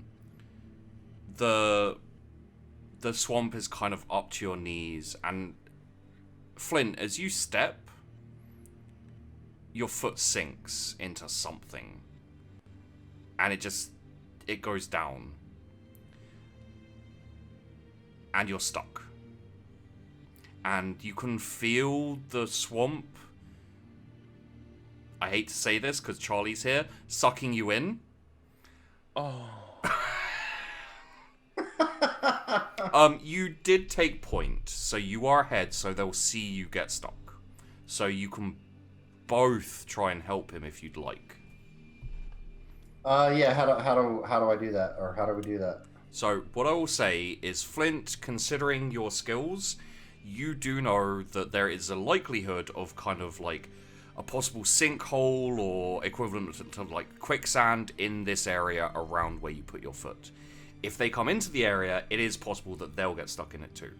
Okay, so seeing what happened, I would let them know. I'd be like, whoa, stop. I'm stuck.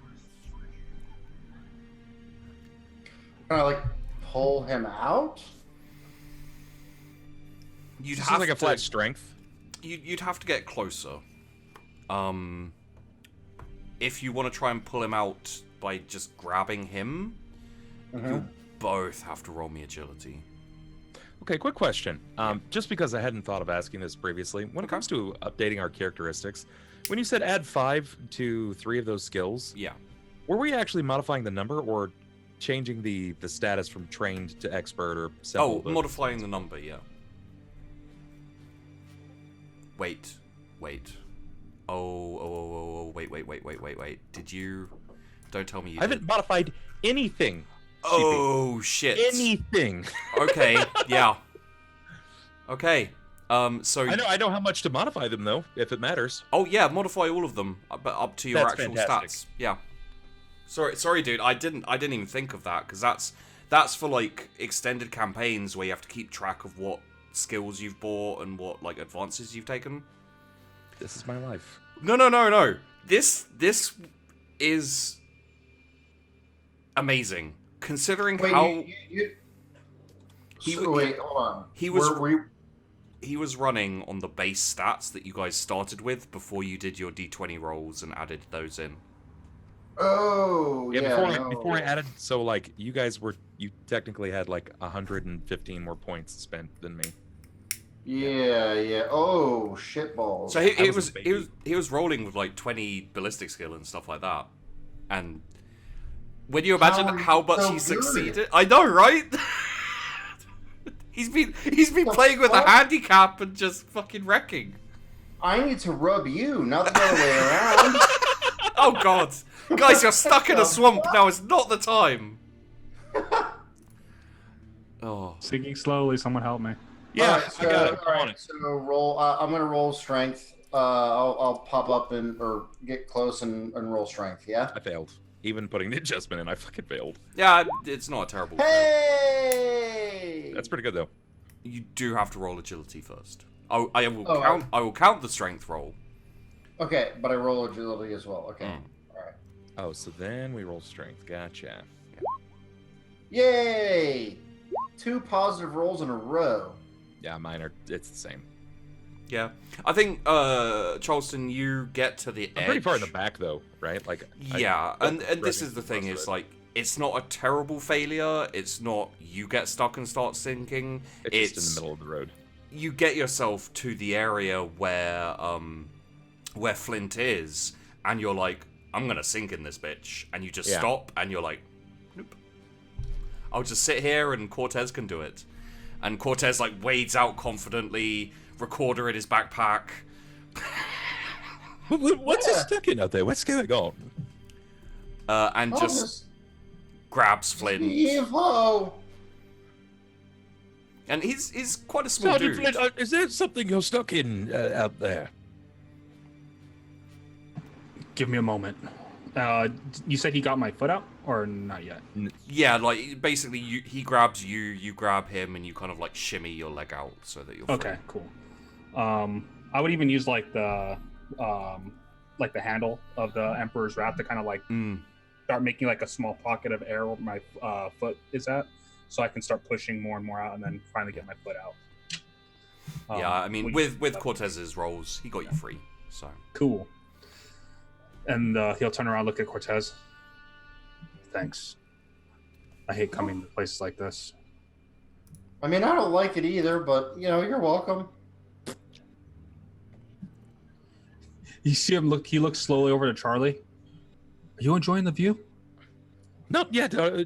I can't actually see below the waist. Are your pants down? I'm gonna put a frag grenade in your mouth. Will you do it really slow? Might be my kink. Put it in and pull it out.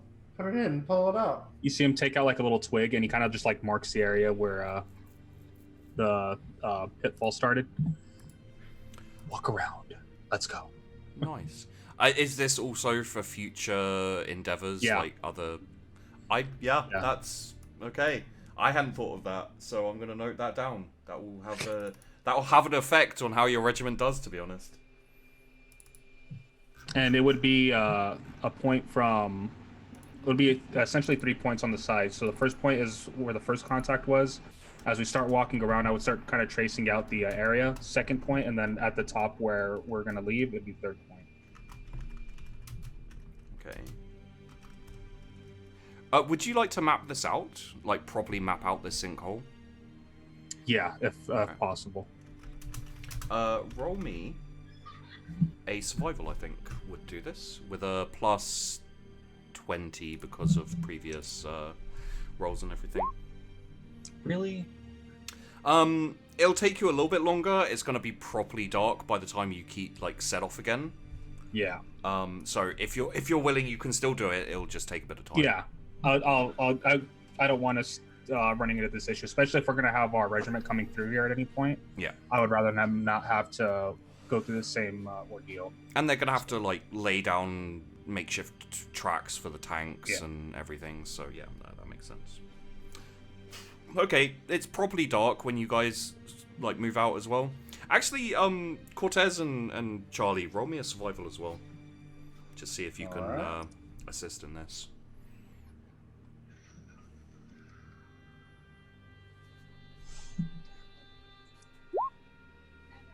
Nice. All right. I'll speed it up slightly. We'll give Charlie a second. So, you keep going. I think Charlie got something stuck in his boot, and he's like, "Oh no!" Undoes his boot while you guys like putting down flags and stuff. He's like, "It won't come out!" And he's like smacking the bottom of his boot. And you guys get out of the swamp. It's probably a few hours into the proper night, and you basically there's a little bit of like kind of more rocky terrain as the swamp like peters out. And then the rocks start to go, and the land starts to move up towards the hills, and you're basically at the root of these hills. Sorry about that. Oh, no problem. My wife just walked in, and she got a package. Small story, if that's okay. Oh yeah, sure. In the early part of February, my best friend passed away, and he was the guy that introduced me to tabletop gaming. Really integrated me into legitimate storytelling tabletop gaming, and he had essentially went into cardiac arrest and passed away, and we took some of his ashes and we found a dice maker, and our dice just came in, and CJ will now go on every journey with me as a hero on my dice. His ashes are inside. Holy shit, that's pretty cool. That's amazing. Yeah. Wow, I didn't know you could do that. That's really great. You can. It was something that we just found out as well, and all of the closest friends are all getting one. Yeah, what a great way to live on. That's amazing. Mm-hmm. So what kind of roll am I making again? Sorry about that. I had you with the stone stuck in your boot. You were smacking it to get it out. That's on brand. There we go. All right. So, You have made it to the base of the hills. It started getting more rocky.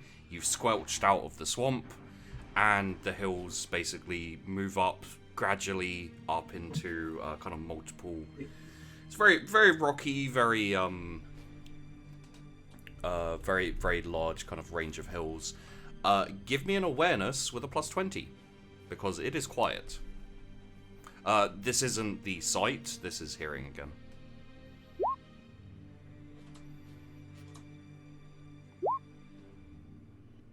Am I rolling awareness also? Sure, yeah. Okay. I mean, unless you're playing your bloody recorder really loud. Jesus fucking... Here we go again. Oh, you just don't hear it. Yeah. I think you've probably, when you were getting Sergeant Flint free, you like accidentally like dipped your head in the marsh, and you got some mud in. I've got tinnitus from all the recorder playing. Oh dear. The rest of you do hear the explosions on the other side of the hill. They sound, to Charlie, it sounds like battle in general, or like, you know, the retort of gunfire and kind of an exchange back and forth between orcs and another regiment. Deckard, to you specifically, it sounds like the Lehman Russ tanks are bombarding the other side of the hill. Lehman Russes are really, really awesome giant tanks. They are the mainstay of the Imperial Guard regiments. And they're like big tanks with like massive cannons. They do a lot. And yeah, you can see like going up the hill, there's kind of like a few smaller hills, and then kind of off to your left there's a slightly larger one. It goes up a bit higher. It'd be a good vantage point, but it would also possibly be the area with the most enemies, like, at a guess. So as we kind of get to this point, I'll look back over to New Ball and Miles. I can hear the tanks up ahead. From the looks of it, we got two options. We can keep going around and try to keep ourselves concealed, or we can take a vantage point up there, but chances are we might be met up with some resistance. We're a team, so we got to take a vote on this.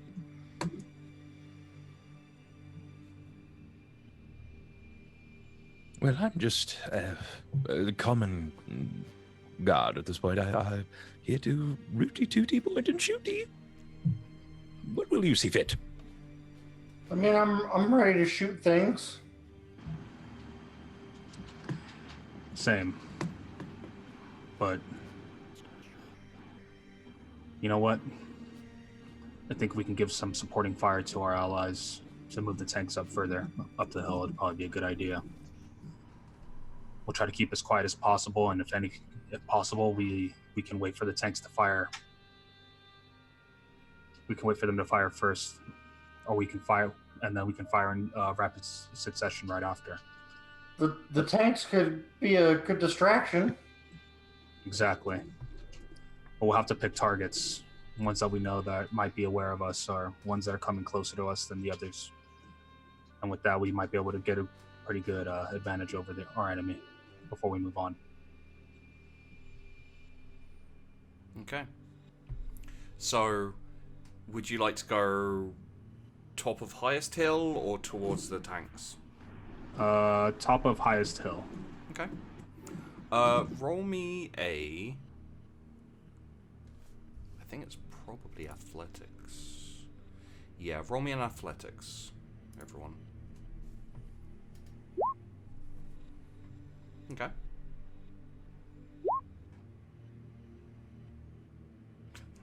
Cortez is back on form. Oof.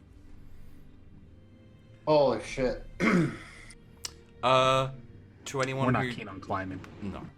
To anyone who still has a fate point, you're perfectly welcome to use it. This is, however, a time-based thing.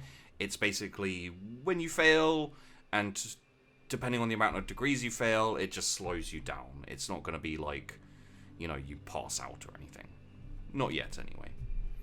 Well, I'm already moving slow to the back, so it's fine. I'll continue with this for now. And you do have the longest range weapon, so you being a little bit further back gives you the opportunity to cover more area. To put a good spin on a bad roll. So you move up the hill. It's a bit of a slog.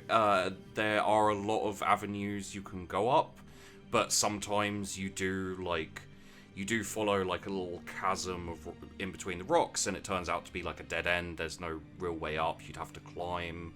It'd be noisy. You have to backtrack. Takes you a couple of hours to get like halfway up the hill, up this. It's not quite a mountain, but it is a lot higher than the other hills that are surrounding it. You don't really see any sign of orcs, however. You probably run across a couple of like bunkers, but they appear, at the very least, unless you'd like to get close to them, they appear empty. So you could go and check on them, but you'd have to get closer. That, I'll tell you now, that will require a stealth roll. Or you could just kind of mark them down on your, maps, as it were. Well, if we can get close to the bunkers, can we scope in and possibly shoot through the windows or the open areas that they might have? Oh yeah, they're a lot like everything orcish. They're very ramshackle and they're not like optimal bunker where it's really hard to get to a position you can fire in or anything like that. It is just literally kind of like metal sheets kind of strapped around themselves. Okay. I'm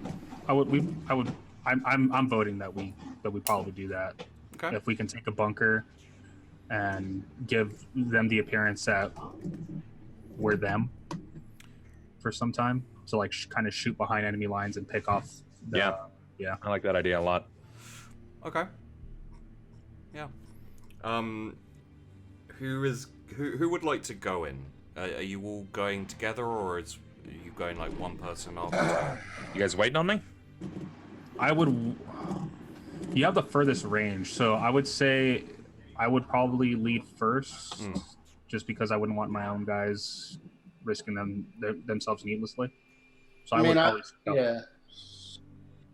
I would probably stick with you just because, You do have a fully automatic closer range gun as well, so. Yeah. Okay. Yeah. Then, yeah. Well, I guess we'll wait and then we'll move in as the squad. I'll try to take point so I can see if there's anything that may have been left behind, like trap-wise, just in case they abandoned it for a reason. Okay. That's just being paranoid more than anything. Absolutely. Roll me a stealth, everyone. Take a plus 20 because dark, and yeah. Plus 20 on stealth. Oof! Nice. Wow. Very nice. Oh, there it is. Let's wait for Cortez to mess it up with his All recorder. right, yeah. Oh, he's got this. Yeah. Ah, there we go. I think Yeah. that may be the first time you all succeeded together. I think so. Yeah. That's beautiful. Oh, shit. Almost worth Ghost right losing. here. Almost worth losing Thaddeus for it. It's like he wanted to go and it's like, we'll go in together. And he's pulling out the recorder. I'm like, no. Put that. Yeah. I'll save it for later. My victory toots shall be heard from the highest mountaintop. Oh my! See that should be my nickname, Cortez Victory Toots. Thumping victory toots. Thumping Victory Toots. So, yeah, you make it into this bunker. It is not one of the ones that goes into the hills. Some of these bunkers are like dug properly in. There are also like tunnel networks that connect some of the bunkers, and it's where the orcs have been like kind of coming out of and going into. This is kind of like more of like almost like a guard post or a lookout post. It's fairly high up the mountains.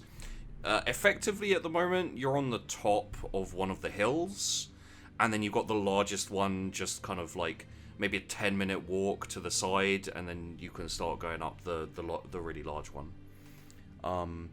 Everyone roll me an awareness.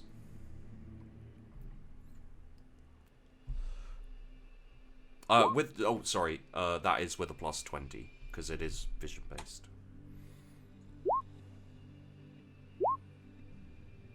Yes. Charleston. Would it change mine? Not really, no. Yeah.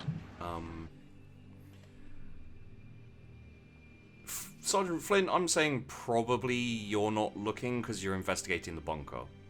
Yeah. On that roll, just because it's crit failure, like it basically means you don't see anything at all. But yeah, you're probably like checking out the bunker, making sure it doesn't go much further into the mountain or anything like that. You know, you're not going to get ambushed. Charlie, as you're surveying the area with your sniper rifle, and you've got the dark sight thing, so you know the sight. You see the other way, kind of like in between these mountains and hills that are splitting your two regiments, further down towards this kind of big lake sea area behind you where you came from. There's a very, very large mountain, even larger than the one that's just off the ways a little bit from where you are. You can see up the top there is a fluttering flag with the symbol of the Imperial Line Regiment. It's fluttering proudly, and yeah, it's quite inspiring. It means that basically, from what you can tell, the Imperial Line Regiment did a good job, and they their invasion went well too. So I'll let them know that I see a flag. It's Yeah. the Imperial Regiment flag, and invasion looks like it's going smoothly. okay.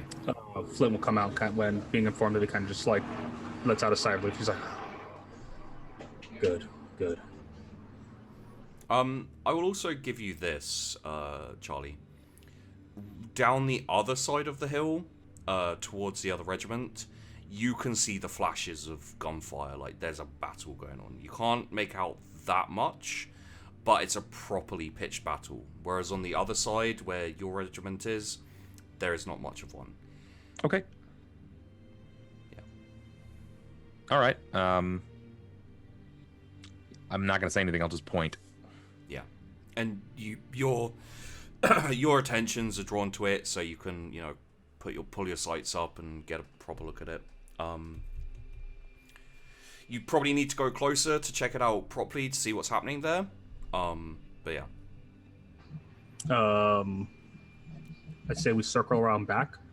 You are knowing where actually you are actually at the back of the battle, so like Oh, okay. the orcs are situated currently along part of this hill and the mountains, and it seems like a lot of them have abandoned these positions to attack the Imperial Line Regiment.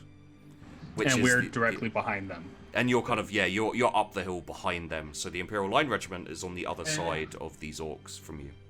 Okay. And we're not within shooting range of them, correct? No. They're probably like a 30-minute trek down the hill. All right. They're kind of around the base of the hill is where this battle is going on. I would say a good assisting to our Imperial brethren would be in order. Yeah. Like, you could go up the mountain and get a good view of the area, but it would take you away from being able to help in the battle. No, I'd say giving us a chance to test our weapons would probably be pretty good. Oh, yeah. Okay. I follow suit. How's the Costco pizza? I look to New Ball. Ready to try out your gun? I'm always ready. Good. Let's keep quiet and let's be precise. We need to help as much as we can without being seen. Let's go. Okay. You start kind of like shifting down the hill, moving in between the rocks and everything like that. I'd say by the time you get about halfway there, you can see that there is a large concentration of orcs, like, battering against this. It's slightly more developed than your barricade that you saw back at your regiment, and the trenches and that are a bit more established, but it's definitely like a strong counterattack against them. So what I'll say is you are probably within about 200 meters here, give or take. But you do have the height advantage, so 200 meters with a height advantage, kind of, I'm shifting that slightly to say, like, you're within range of, at the very least, Charlie's gun, probably your gun as well, Flint. I'd like to, if I can, make a suggestion, Yeah. just to see if we can get to 100 meters. Okay. Yeah. Yeah. I will require a stealth roll, but it will be plus 40 because it's dark and they're also shooting. So it'll be a fairly easy roll. I say that. I mean, I'm good with that. Yeah. I'll do a stealthy stealth. Oy. Do. That's a good roll, Charlie. Oh. It's a good roll. Maybe I should go alone. But I thought the point was to get Cortez in range. Cortez pats him on the ass as he walks by. Charlie's good at surprise. Yeah. I'm not going to say what else is after that. So, you do make a fair amount of noise, both of you. I am, however, going to say that based on Charlie's role, if you let him lead, you can follow him and minimize the amount of, like, attention you bring yourselves. That's fine. I mean, he's the one who had the idea to kind of move closer, so I would probably follow suit to see where he wants to move to. And Charlie seems in the zone, honestly. Like, he's not making any noise. His footfalls are silent. Charlie, do you have a fate point left? I do. Okay. You're in the zone. Your teammates are making a little bit of noise, like there's some falling rocks and things like that. And as you're moving down, you notice, like, further down the hill, there is a small kind of squad of probably about 5 or so orcs who are operating slightly heavier guns, like kind of dug into the side of the hill, right below you. As they see you, as they hear the rocks like come down and like the rocks are like landing among them, they like spin round and they're alerted, and you react like almost instantly, like shouldering your sniper rifle and acting in instinct. Again, like, Charlie is adaptable. He used to have a shotgun, now he's got a sniper rifle, but he's a soldier. He's an all positions kind of guy. Yeah, he likes all positions. Yeah. Bob, would you like to roll me your newly acquired, I'm assuming it's a D20? Sure.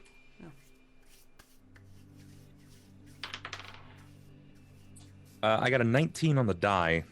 Okay. Ooh. So, along with these 5 orcs, you kill an additional 14 orcs. Would you like to detail how you wreck 19 orcs in the space of probably about 10 seconds? Oh boy. How many rounds are in Narratively, inside my sniper? you have enough, let's say. I have enough? Yeah. Okay, so likely for Charlie being inside of the zone, making it down to the 100-foot mark, just seeing this small series of orc, the group of 5, I'll drop down to knee, put my hand up, and draw on a breath. And for every pop that I make, I just let out just a small, just a little bit every time, just exhaling with each fire. Obviously, I can't minimize the muzzle fire, but I'm trying to give the men enough time that they can also start going down. Yeah. Aiming for the closest to me so that they can just work their way as far down as possible. Yeah. And it's probably like...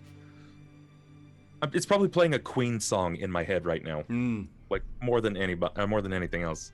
I mean, I'd go with Fat Bottom Girls. They do make the rockin' world go around. They do make the rockin' world go round. That's... I was such a skinny lad. Never...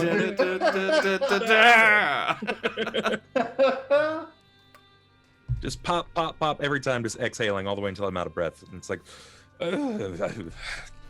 I'll need a break before I can go for round 2. Yeah, and these orcs I'm just... in my refractory period.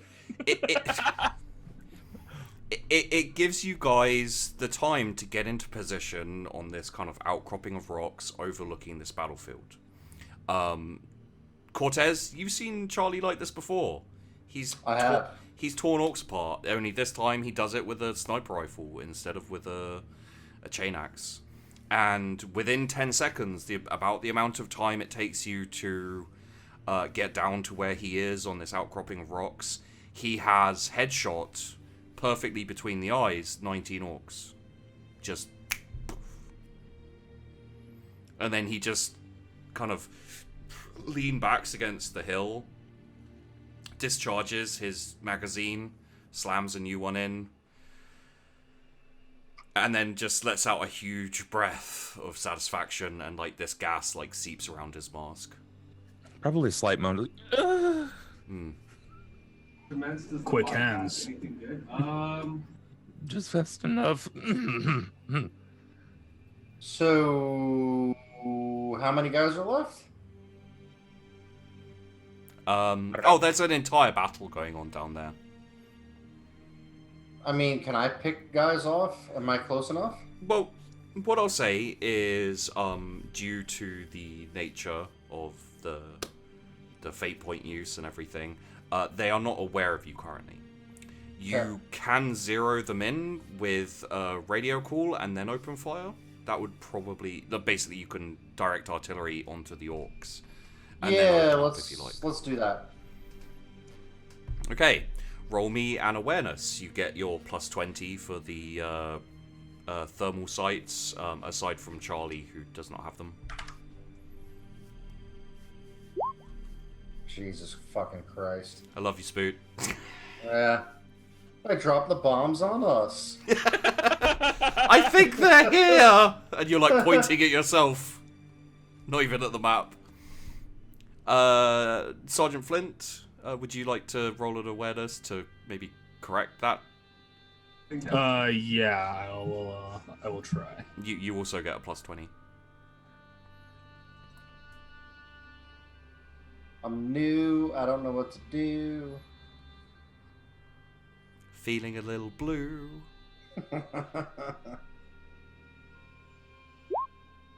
There you go. Not only does that counteract the 3 degrees of failure, it's 2.4 additional degrees of success. So yeah, Sergeant Flint, you roll in. You call in an artillery strike. You give the coordinates, fire for effect, and you get the notification that the fire will commence in a couple of minutes. ETA 1 minute, let's say. Would you guys like to set up in position and fire as the artillery lands, or would you like to that's actually not a bad idea, right? Yeah, I would wait for the first artillery shells to go off, so that way we're not being noticed. Okay. Charlie? I'm going to remain. Once I see them taking effect, that's when I'll start Okay. doing everything I can to pop off shots. So you'll brace up, probably lie down, most likely. If anyone would like to kneel for the coolness factor, you're perfectly welcome to. I get on both knees. Are you praying or preparing? I welcome him. Both. Opens up his arms. Oh, Cortez! I would go completely prone, so that way I could have the rifle rest on the just the cliff side, and then start using the scope to zero in. Okay. So, as you hear the soft thuds of artillery shells being fired, as you hear the shells coming in upon the orc position, with that awareness roll, they are zeroed well enough to do decent effect on the orcs. You all open fire. So let's have it to hit with all of you guys. It will be full aim. For both Deckard and Charlie, it will be standard shot, because you can only single shot with the sniper rifle. It will be short range for Deckard and Charlie. It will be standard range for Cortez. Cortez, you can do semi-auto or full auto. With semi-auto, every 2 degrees of success is an additional hit. With full auto, every 1 degree of success is an additional hit. You said we're at short range, correct? I think I'm going to go full auto because Yeah. the rolls have been trash. I think I'm due. Okay. Playing the odds. And no modifier, right? Yeah, everyone take a +10 just purely because you're set up, you're prepared to fire. It's a favorable position. Oh, Cortez shoots himself in the face. I love you, buddy. Fully automatic.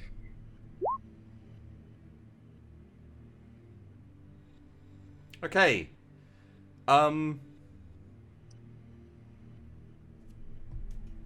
Seeing as this will speed things up very slightly, are you down for another D20 roll, Bubs, with your dice? Sure. Okay. We'll roll once for Cortez. Is it a Typical 1? Cortez fashion, I got a 6. Okay, Cortez, you take out 6 orcs in this battle. Hey! Let's roll twice for Charlie. 19 on the die again. And 12. So you killed 31? Yep. Yeah. So Charlie takes out 31, and let's get 3 rolls for Deckard, who got really good degrees of success. A 4. Okay. Natural 20. 24. And a critical fail. Oof. 25. I mean, So, wow, you got a critical success and a critical fail. That's Right in a row. That's great. So yeah, you heap down fire upon these guys. And it does help the battle. Like, honestly, the artillery is a massive help.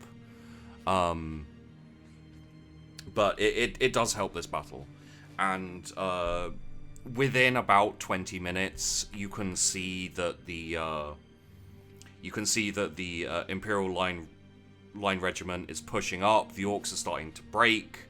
A good 5 more shots from Charlie just rain out in quick succession, takes down more orcs. I think at this point, all of them have been taken out. From both you, Flint, and from Charlie, nearly every single one shot to the head. The ones that Cortez has taken out has about 15 holes in them each. Because he just wants to make sure, honestly. That's... Yeah. It's just like...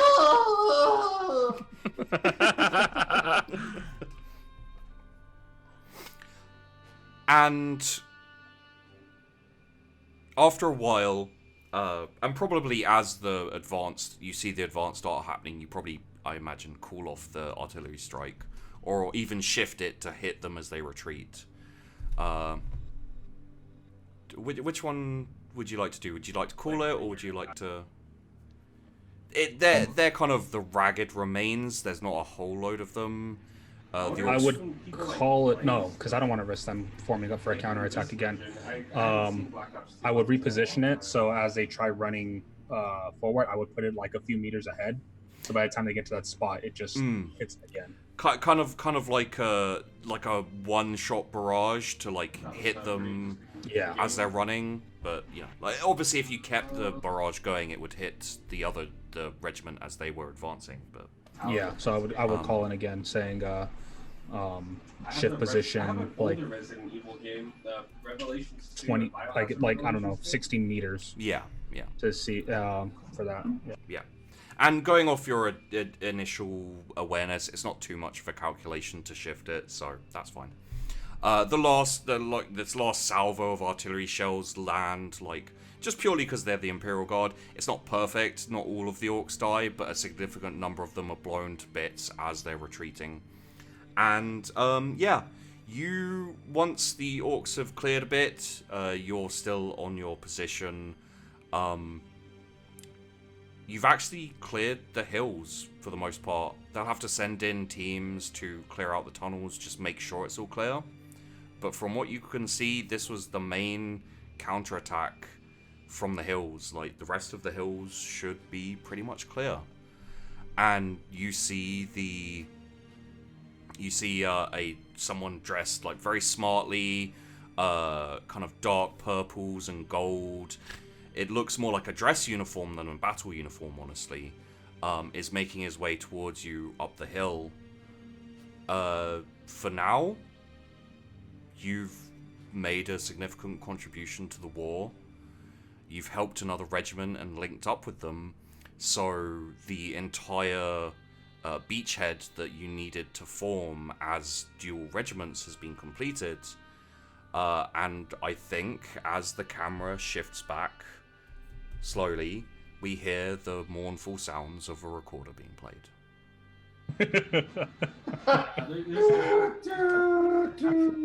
Just a slow turn from Flint. It's like, yeah, and it's hot cross buns as well.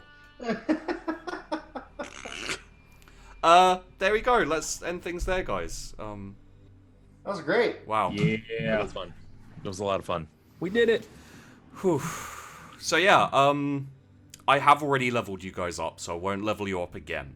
But if you'd like to come back as a team, or if you'd like to replay your characters just, in another session sometime, feel free to talk to me. You've all got me on Discord and etc., so Yep. I can get you in whenever. And yeah, would you like to talk a little bit about yourselves at the closing of this session? Sure. I can kick us off. Hi guys, I'm Bub.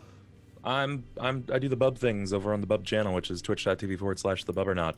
Occasionally do things on Twitter as well. I've got an active Facebook, and I just started Instagram.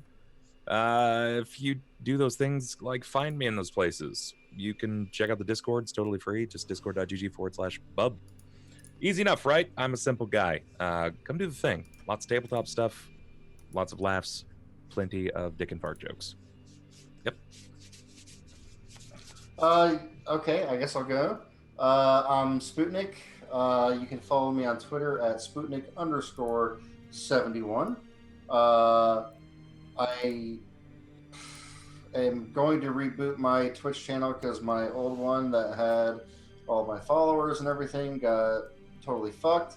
So at some point, I'm going to start streaming again. I tend to play very weird, strange indie games or board games on my channel. So if you're into that, keep an eye out on Twitter and I'll or Discords or wherever.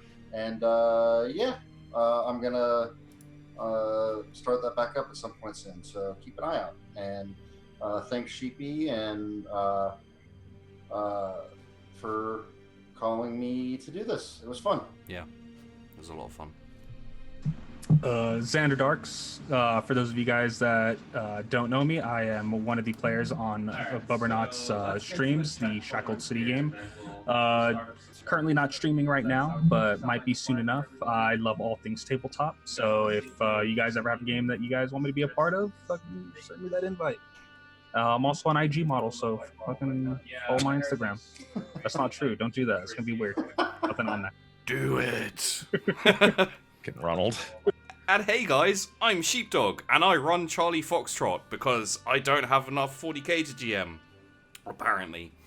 Yeah, it was nice to flesh out another regiment.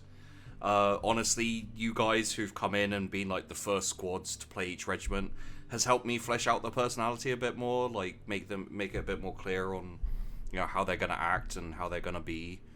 And I'm looking forward to future episodes, especially hopefully having you guys back at some point and sticking you in the crap again. I think I will. Yeah, for sure. At least until Charlie dies. So I know how to keep you around, huh? I just don't kill you. Well, that's my specialty. Not killing players. Bubs is like, I pull 6 grenades in front of myself. What happens? He's all nothing. They're all duds. You're okay. Yeah. He's all keep going. Just sparks Actually, and our snakes. Jubilee, it's just sparks. You fire up sparklers alone. So yeah, thank you very much, guys. Don't forget to follow everyone on all the things. Follow me, subscribe to me on YouTube, because YouTube's where I do most of my crap. And aside from that, next week I'm hopefully gonna be next squad is hopefully gonna be UK EU based, so it should be the 7 PM UK time instead of the 12. We'll see, because I'm sure people will be like, when's the show again? Tomorrow? I can't make it. Not that I'm bitter. Perfect.